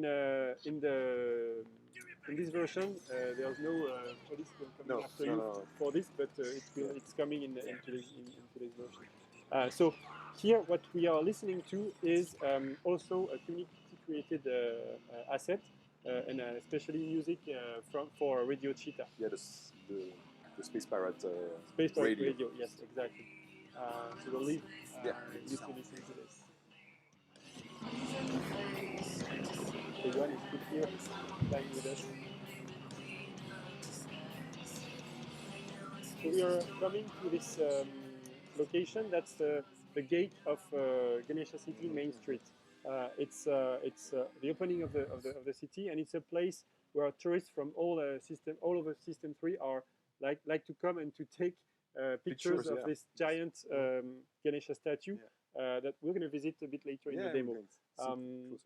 So now we say that BGN 2 is about your character, your being yourself and expressing yourself in the game. So you can do it with your captain, Space Pirate Captain, but also with your ships. Yeah, basically keep in mind that all the aspect of your pirate fantasy, you will be able to customize them in the game. So you will be able to customize, of course, your small ships, the fighters, as we call them, but you will be also able to customize in the same way your huge mothership that we will see a bit later in the demo. So here, Audrey is playing with the various modules that are composing her fighter and changing completely, of course, the visual aspect of this fighter, but also changing the way this ship will, the handling and the way you pilot this ship.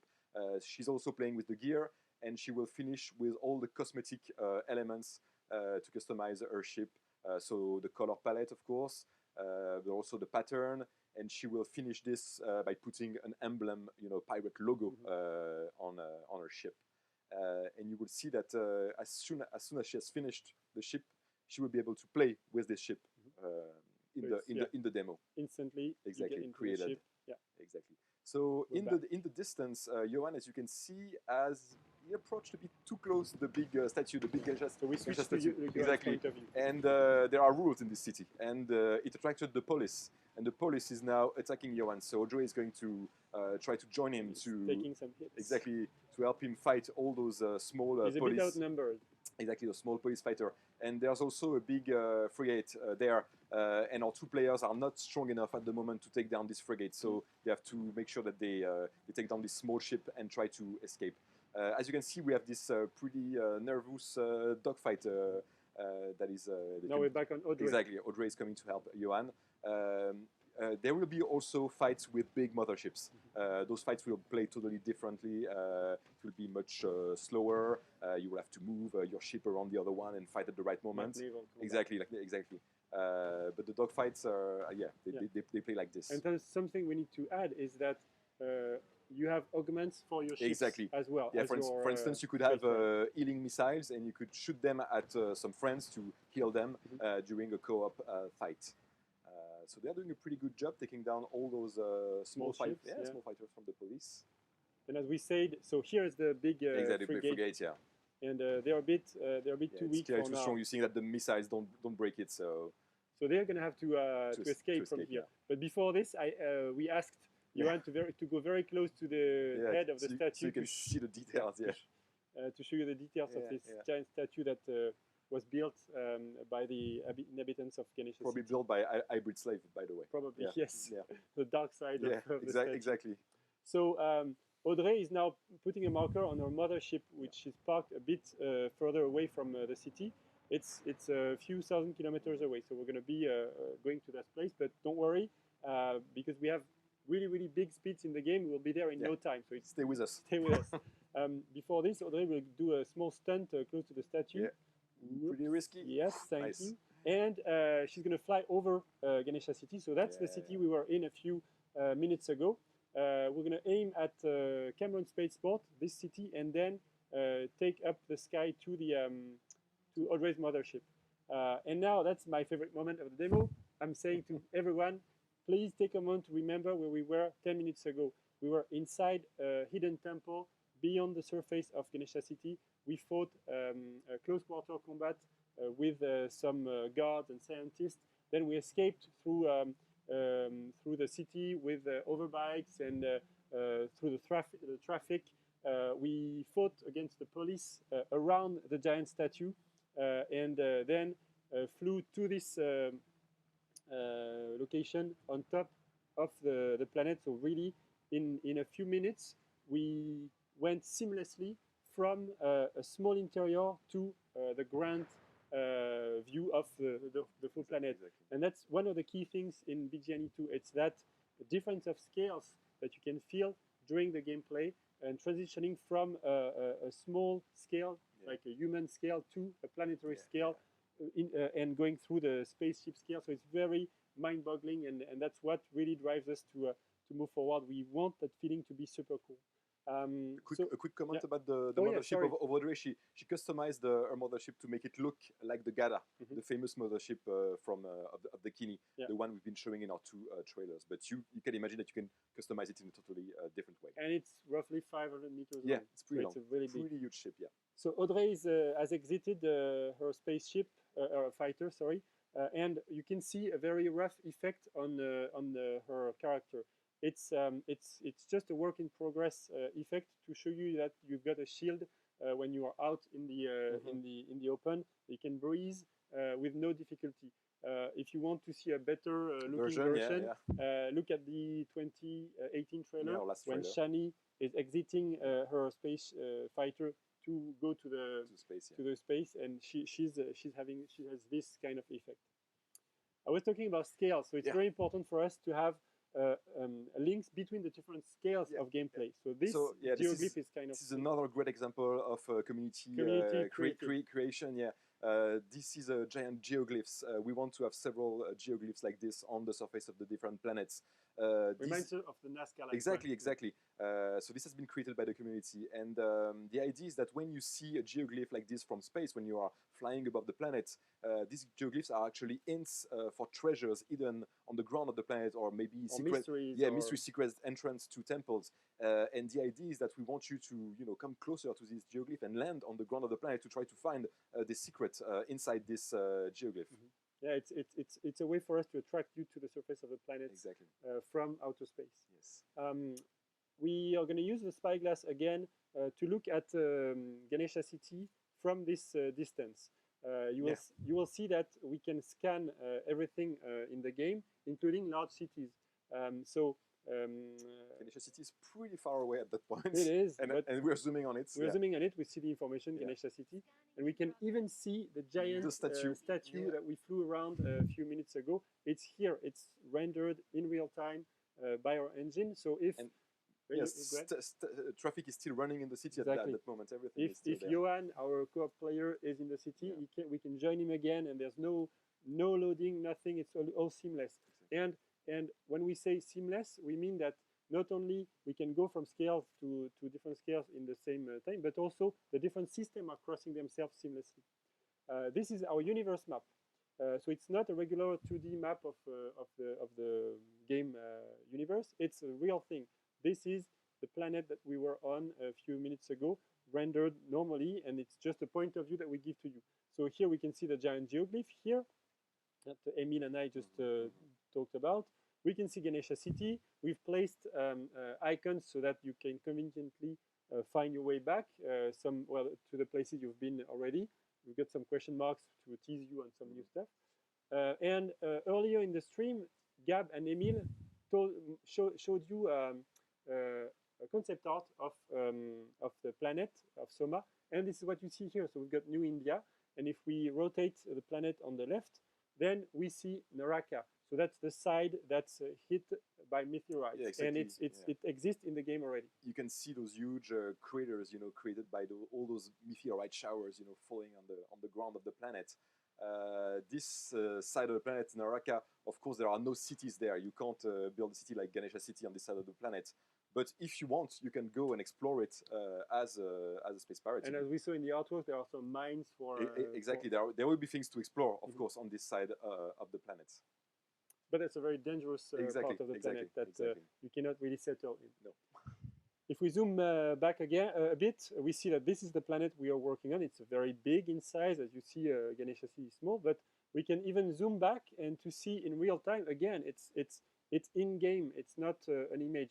We see the real Soma, the real Deus, which is the gas giant Soma is rotating around, and it's rendered by our simulation, actually. And if we zoom back again, we see the whole System 3. And again, this is your zone for playing. The area that you have to explore in the game. This is a great moment to talk about our day and night cycle. We didn't code any day and night cycle in this game. The day and night cycle is created by the fact that planets are rotating around the sun. So we have actually a solar system simulation in the game created this day and night cycle. So we've got beautiful sunsets. Exactly. They are procedurally generated sunsets. Exactly. So we're back on Audrey, and actually we're going to switch to Johan to end up this demo.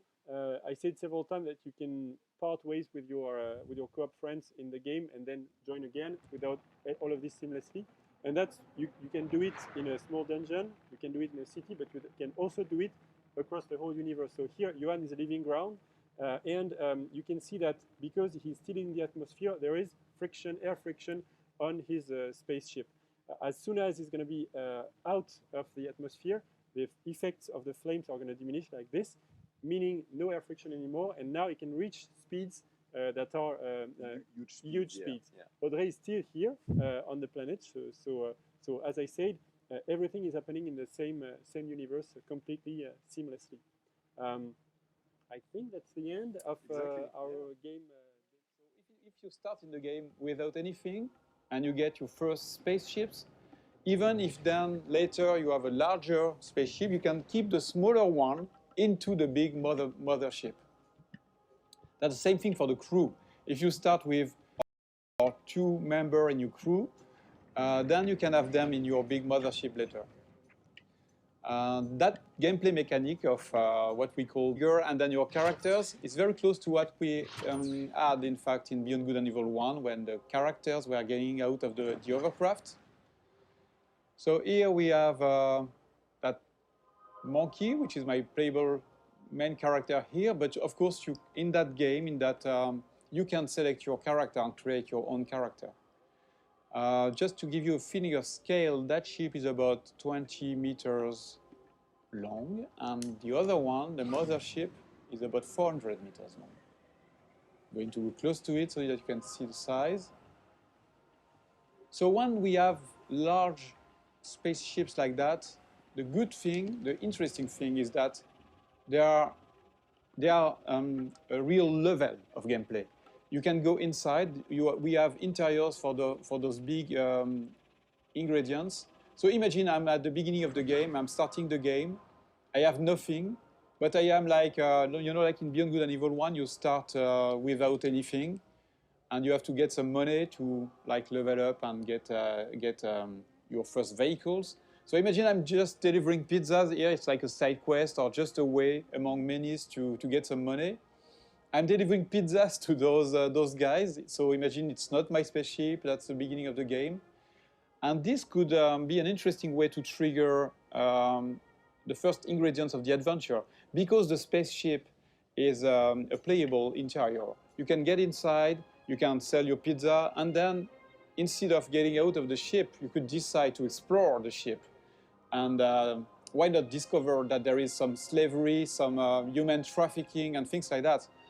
The good thing is that in Beyond Good and Evil 2, like in the first episode, you can take pictures. So if I'm taking a picture of evidence of the things I'm seeing in the game, then I can share those pictures with the guys in the city, for example, and then I can trigger discussions with those guys based on the picture I took.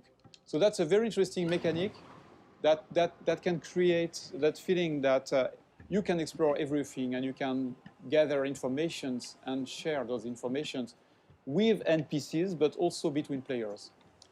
Another very interesting thing here is the feeling of scale.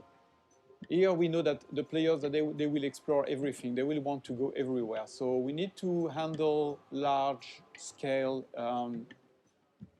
ingredients, like that huge statue, where you can go very close to it and you can look at all the details on the statues. And of course, you can go inside of this kind of statue, and you can also get on top of it.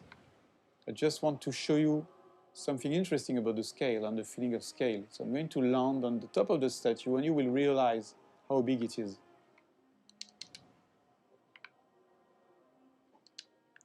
So here we have a wonderful vista. And I want to show you, so I'm going to go more in the developer edition mode, where I can move the camera very easily, and you can really notice and understand the feeling of scale when you look at that little monkey on top of the big statue. This is just a part of the head of the statue, and you're already very small. And it's very interesting to understand the scale of things. Here you see that the statue is really, really big. The statue is about 700 meters high. And the very interesting thing, again, is that, in fact, that statue, which is big, is just into a big city that is very small, in fact, compared to the continent here, the size of that big island, and which is a small part of a big planet. So you realize that you are just a little dot on that big planet, which is, in fact, just a small planet around a bigger one, which is a small dot in the big universe. So when we started that technology, we thought that we needed to handle that feeling of scale and in a realistic way. Before going into details, we wanted to make sure that the engine was capable of handling this kind of thing. When you look at this sunset, it's not exactly a sunset made by artists. It's really the combinations of physical ingredients, you know, the light that is changing depending on the atmosphere. So you can see here the different colors. And the fact that, of course, the planet is rotating around in space, around the big planet. So here I'm doing a kind of time lapse. I'm modifying the time so that you can understand better how it works. You see that everything is turning like in a real solar system. So yes, I'm increasing the speed. You see the night here with the cities. So another important thing is that you can, at any time, you can go everywhere. So if I'm going into another city, there is no loadings and things like that. Everything is seamless because it handles that big universe in a consistent way. There is no shit or things like that. You can really appreciate the point of view wherever you are. It will be the same mechanics. So that was one of the big features we wanted to make sure that we had before showing the game to the public, to everybody, so that we wanted to make sure that the technology was working and this big ambitious game was feasible. I'm going back to my spaceship. I want just to show you some gameplay ingredients.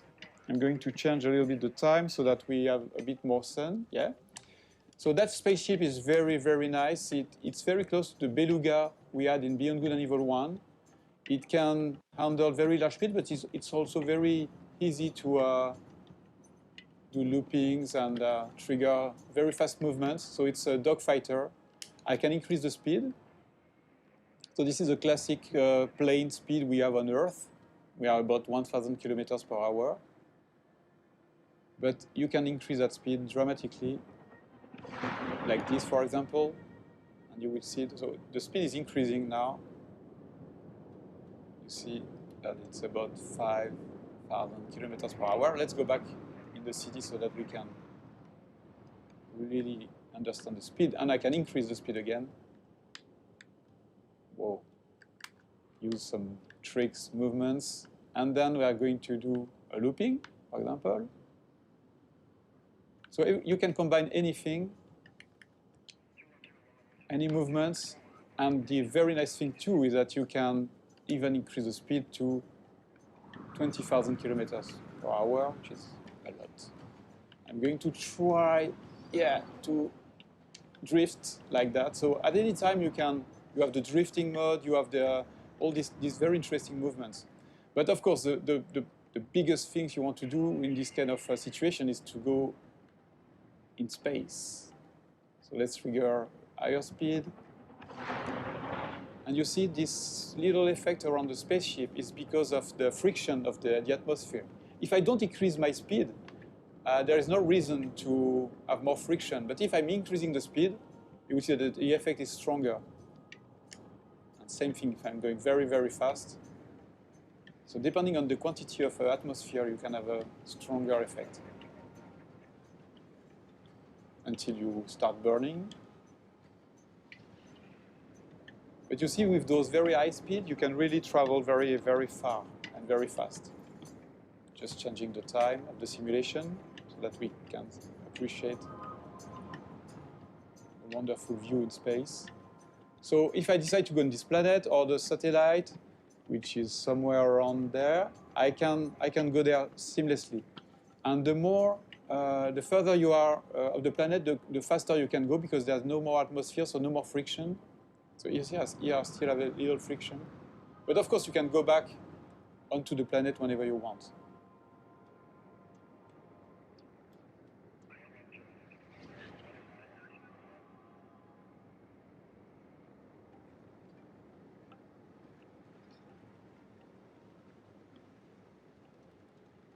A very interesting thing too is that there's a lot of biomes on the planet, like this desert, or you have frozen lands on the planet, different cities. So we don't want empty planets. We want planets with landmarks, with places to explore. There are mountains where you have some monks living there. So they are not empty, repetitive planets. The planets we aim to work on, to make our planets with life. And the planet itself is living somehow. For example, that planet has different, I would say, big biomes. Because that planet, as I told you, is a satellite of the bigger one, the one that is in the foreground. A part of that planet is protected, like the moon. Our moon is a part of the moon is protected by Earth from the big asteroids and meteorites. So here, that's exactly the same thing. The cities are built in the safe place where nothing is falling from space. But I will show you a bit later the opposite part of that planet, where you can have real-time giant meteorites, asteroids falling and modifying the planet's ground. The very interesting thing is that this kind of event is connected to the life on the planet. So that, yes, you've got those cities on the safe place, but once the big giant meteorites are falling on the other side of the planet, then you have the big companies that are sending the slaves on those very dangerous places, and a lot of slaves are dying trying to gather the meteorites goods, you know, all the things that are falling from space and crashing. They are taking those rare materials and risking their life. So it's not just about the planet on one side and the story on the other one. The planet and the story are connected, and that's a very important thing for us. So again, let's look at that planet modification process. Okay, so now we are back on the other side of the planet, the side that is bombarded by meteorites. Here, we just want to showcase the ability that we have in the engine to modify the whole planet in real time. So here, for example, imagine that you're flying over that region. You can have a huge meteorite falling in front of you, and you will have all these one incredible effects on the planet, but also on the other spaceships. So that's a very important feature for Beyond Good and Evil. We want interactivity to be the heart of the whole experience, not just with character, not just with spaceships, but also with a big, huge planet. So thank you for watching that video. This is our first Space Monkey debrief. Many more will come, and we would love to have you leaving us your comments on this Space Monkey program site. So please comment, tell us what you think, and expect way more videos like that. Thank you very much.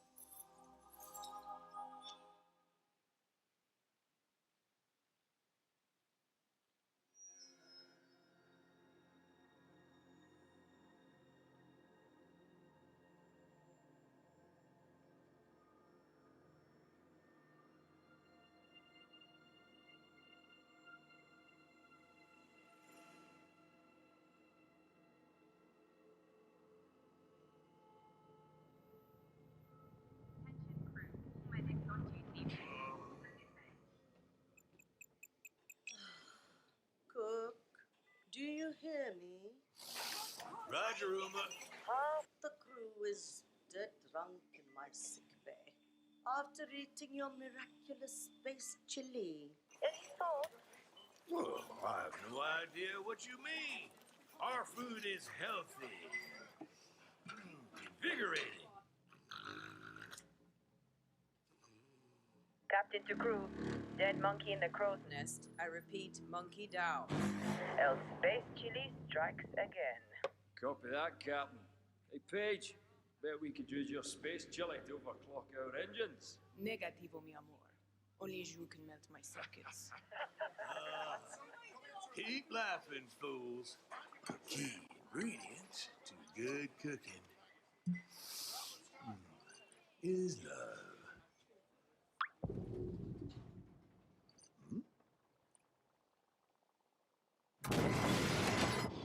Oh! What? Engineering to officers, we are dead in the water. I repeat. Main engines are cursed. Nox, come in. What have we got on the scanners? Jack shit. Nada. Hey, wait. I see something. 3 o'clock starboard. It's massive. Get back here, Shani. Pull off!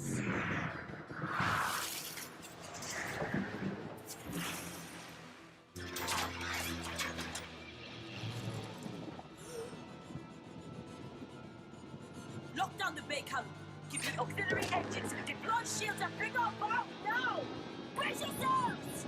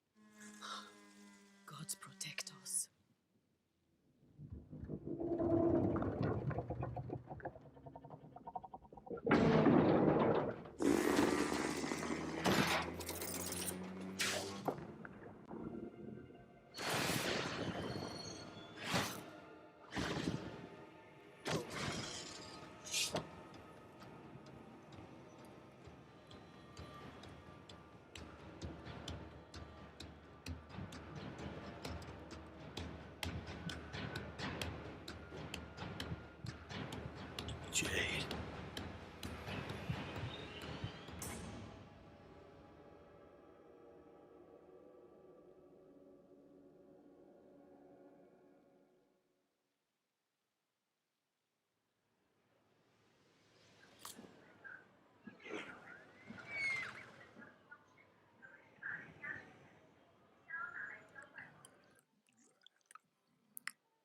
Where's your master?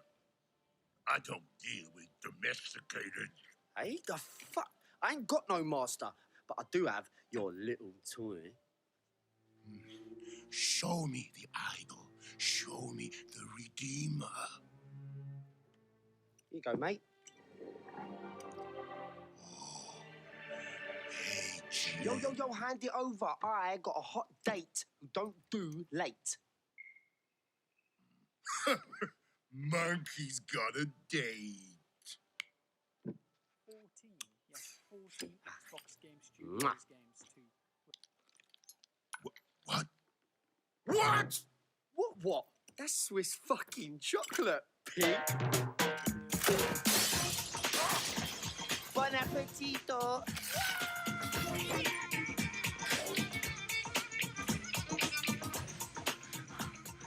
I want every fucking cop in this fucking city after that fucking bastard! Grab my chassis, Noxie!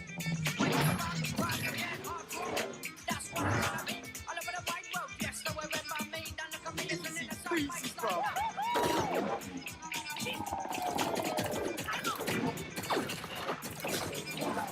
Bang, motherfuckers!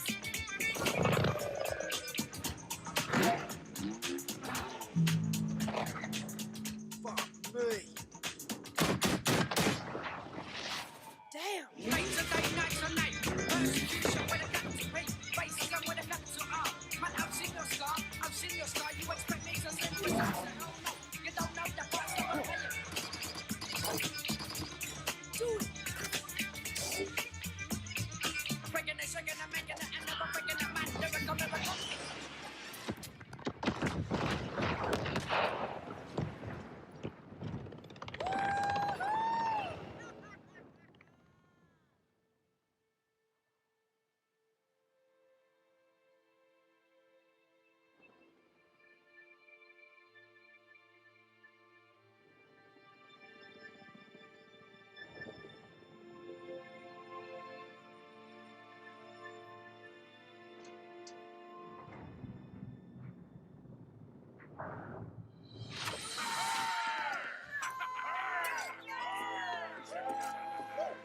It's about bloody time.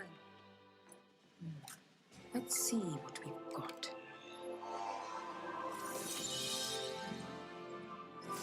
Moksha. Just as Yama described it. True freedom lies beyond.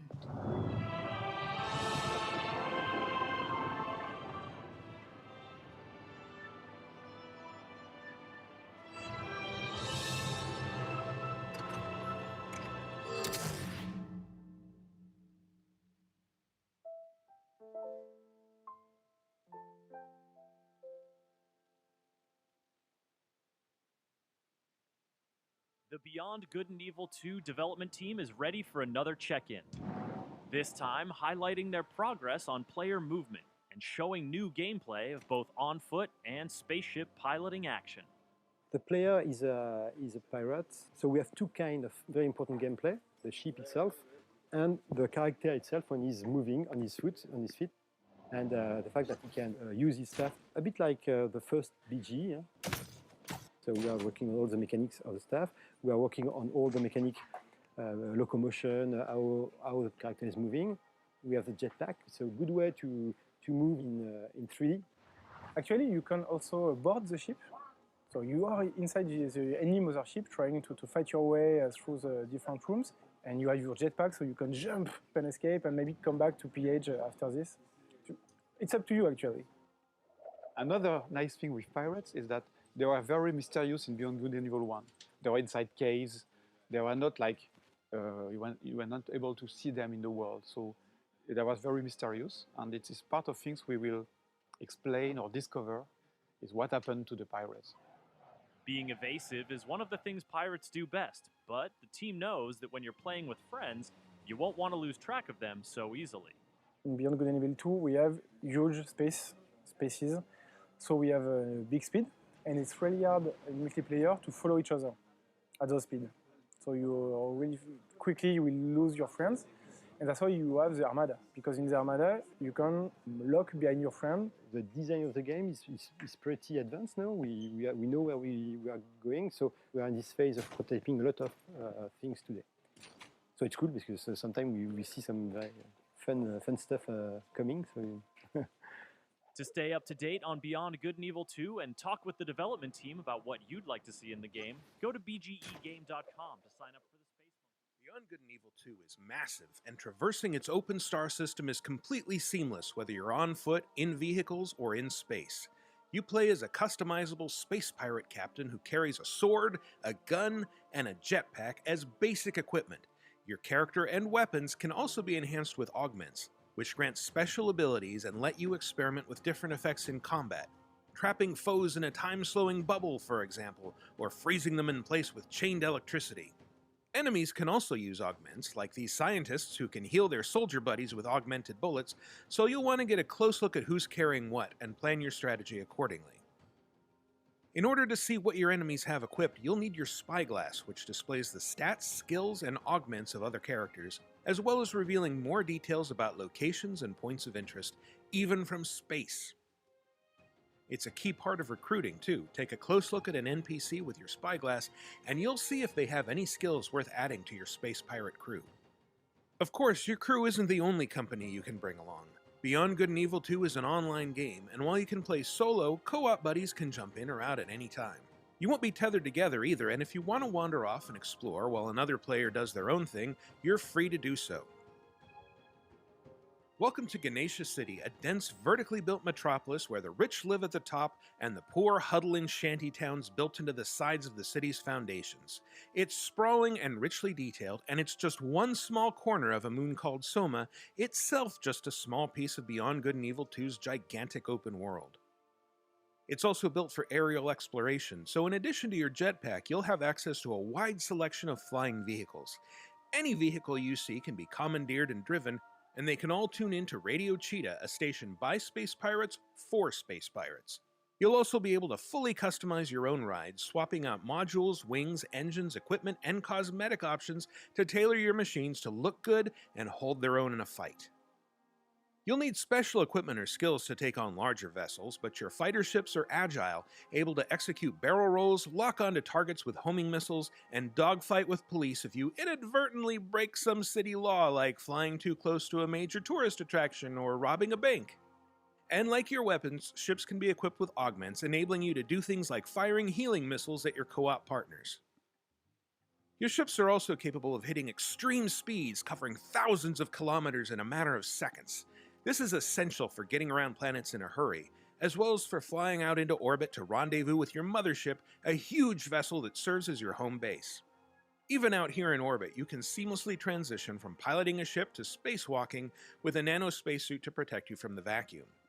Popping out of the cockpit and into the cold abyss of space allows you to use your spyglass to investigate a planet, peering down at treasure-hiding geoglyphs, cities, and settlements, all of which are still buzzing with activity far below you, enabling your co-op partner to explore and interact normally with city life even when you're this far apart.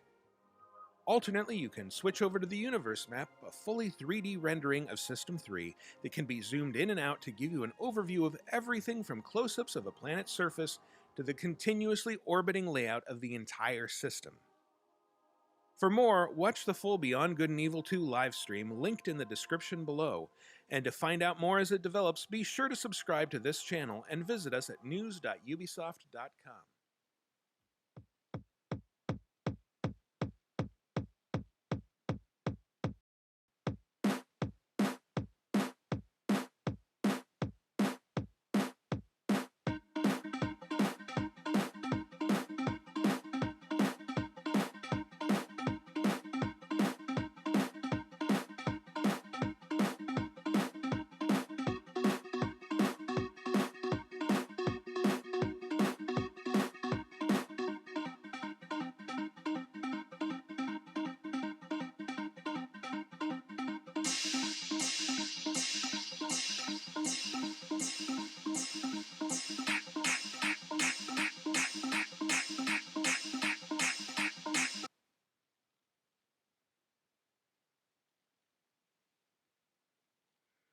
Gandalf came by.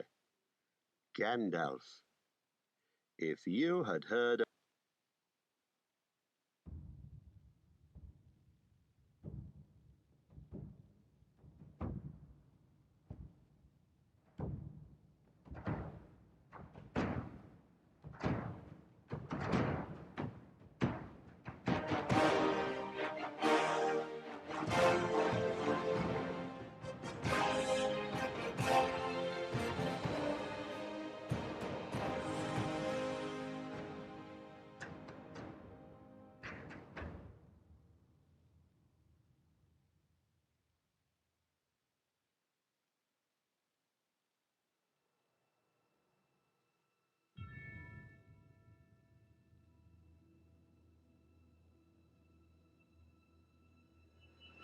Halt!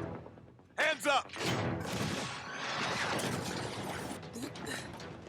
Have fun. I'm here for you, to help take the load off your shoulders. So, what's our next move, boss? That's easy enough. Are you okay? I'm fine. Here, this is for you. A flower?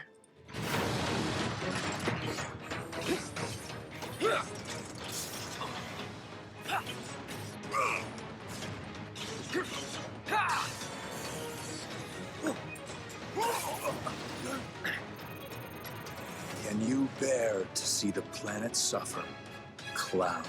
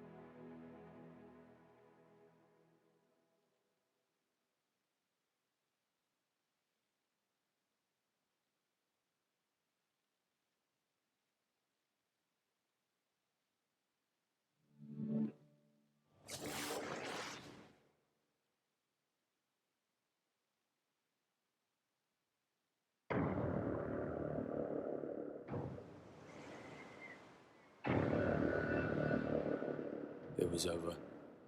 The old guard was wiped out. Those who kneeled were now at the gates of hell. They were killing us off, burning our seas from shore to shore. We thought there was no way the Empire could win this game. As fate would have it, the tide turned in our favor again. A new wind was at our backs, blowing us straight to heaven. In our new Eden, there was only one rule. First come, first serve. It was dog eat dog. We became kings, queens, lords, and masters of our own new worlds. Fortunes poured down on us. They had their empire. Now it was our turn. Enemies became friends. Friends became enemies. The best didn't trust anybody. The philosophy of the day was more and more. We were alone at the top of the food chain.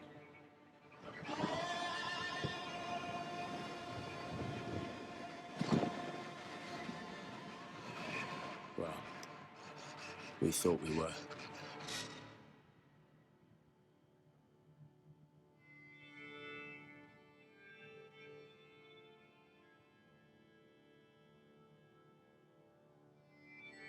In a dog-eat-dog world, we were wolves.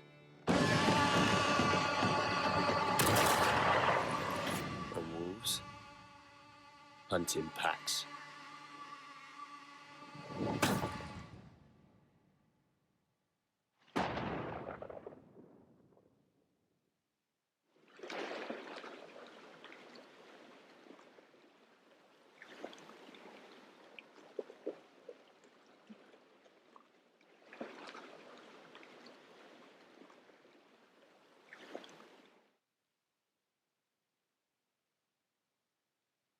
Today, a whole new way to care for newborns is born.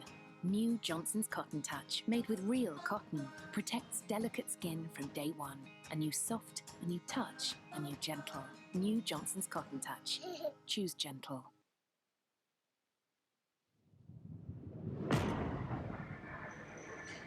In 2077, they voted my city the worst place to live in America. Main issues? Sky-high rate of violence, and more people living below the poverty line than anywhere else.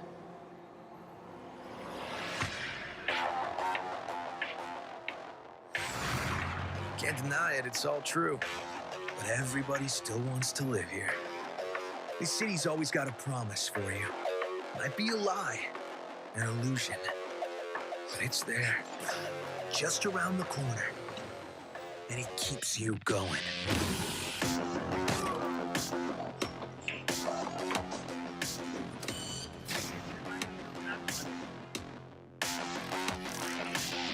It's a city of dreams, and I'm a big dreamer.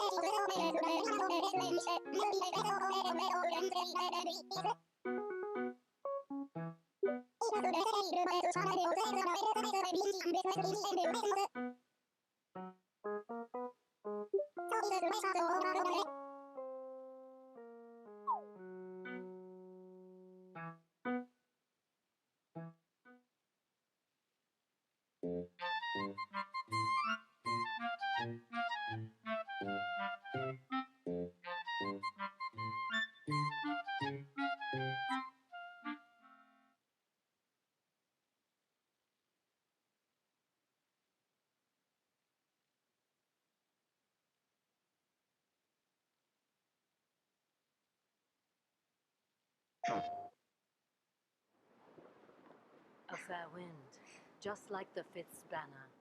Luck's on our side. Yeah, I can't wait to get started.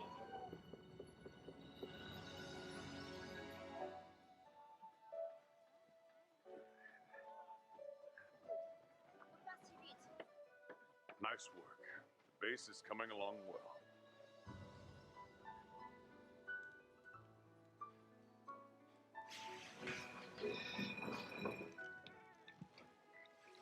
Who knows what secrets this land has in store for us? Whether we like it or not, we're going to find out.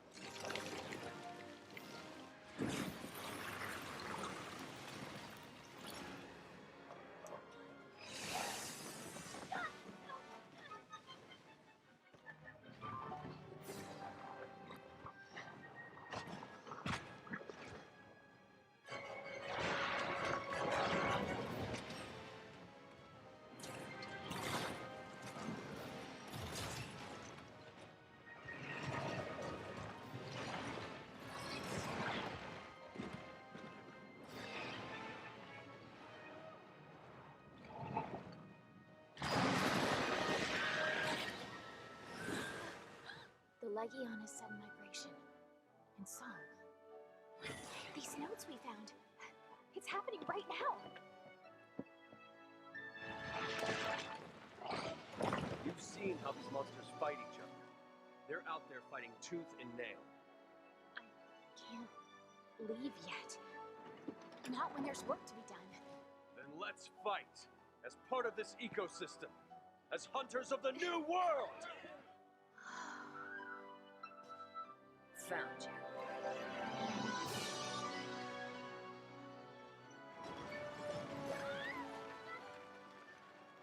We'll need you too.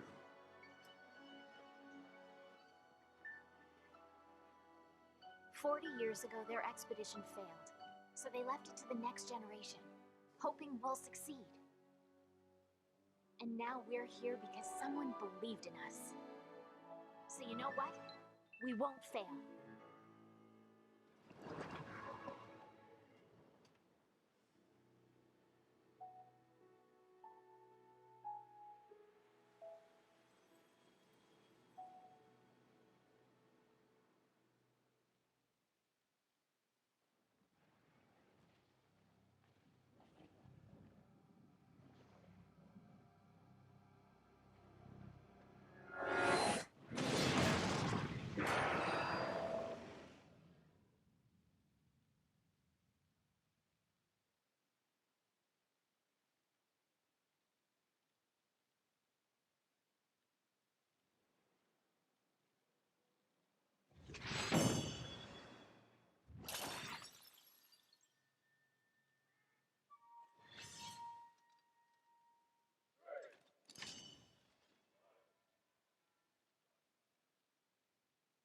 Play Monster Hunter World on PS4 Pro. PlayStation.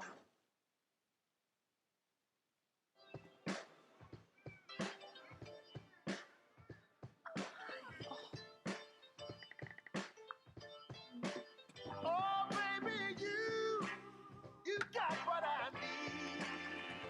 You got everything I need. You'll never, ever go away 'cause of you. Oh, you got what I need. Yes, you do. You got At Amazon, you'll find everything you need, including easy returns. They say the time of heroes is over.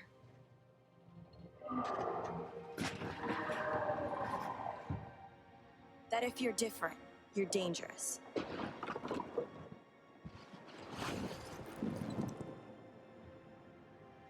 But I know the truth.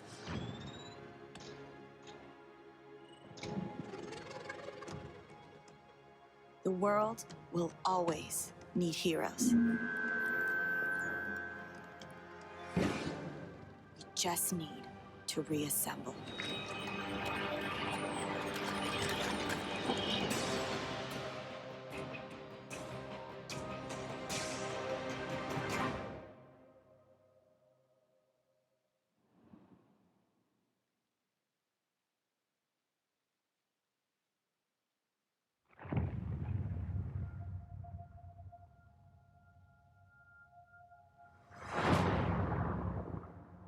It's been 15 years since the fall.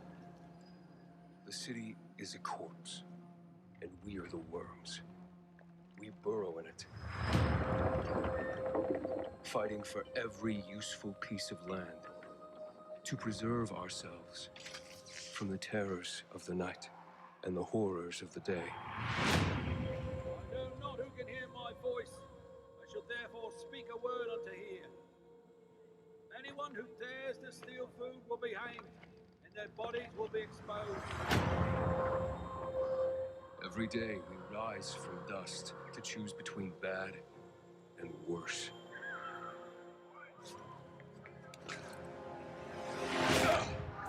Get him! You're dead now!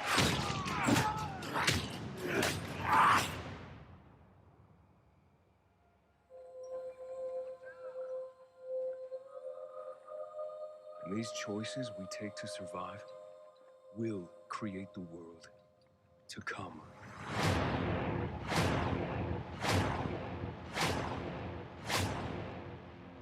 You know the drill. Get to the nearest safe house and wait until dawn. Good night, and good luck.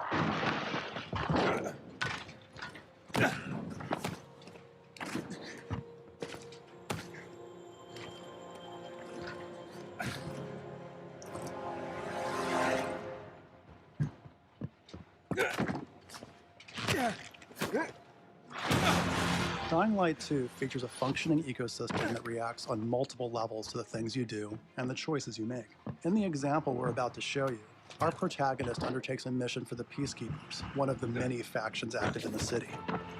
They want you to negotiate with two survivors who are controlling and hoarding a water supply. Are you going to insult us with another final offer? Let's say you choose to carry out the Peacekeepers' orders, one way or another. Stay back! After this, you'll start seeing a significant change in the city, as access to the water supply has allowed the Peacekeepers to bring stability and develop the area. There's even running water for the people at street level. And that raises their morale and allows you to replenish your energy on the go. But there's a cost to this. The PKs have a rigid approach to law and order. So while the streets may be safer, it's only safe for those who side with them. So So if you get on their bad side... Now let's return to that moment of choice. And instead of killing them, you choose to team up with this group to supply water in the black market. As you will see, this creates a very different set of consequences for the city. With water being a precious currency, it brings you access to new resources and trade. But this in turn attracts the worst type of people to the area. And this is just a single decision, one out of hundreds you'll have to make. But it allows you to carve out your own world, your own city from the apocalypse. Each player's game experience will be unique. And by the way, this is just what happens in the day. At night, well, things tend to get a lot darker.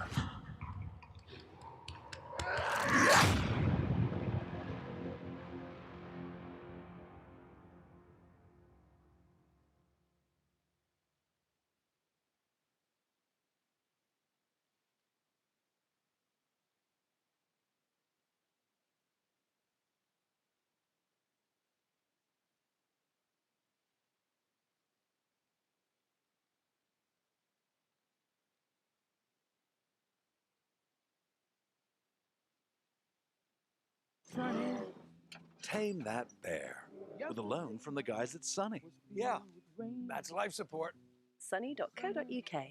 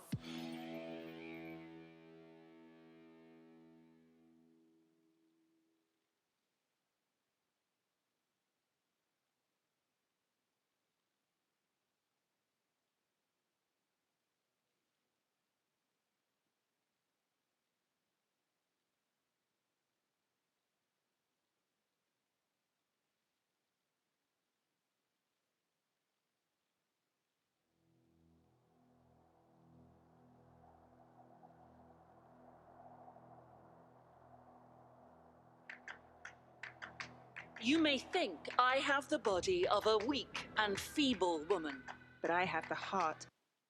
It's almost that time again when E3 and EA Play roll around and we get swamped in new games.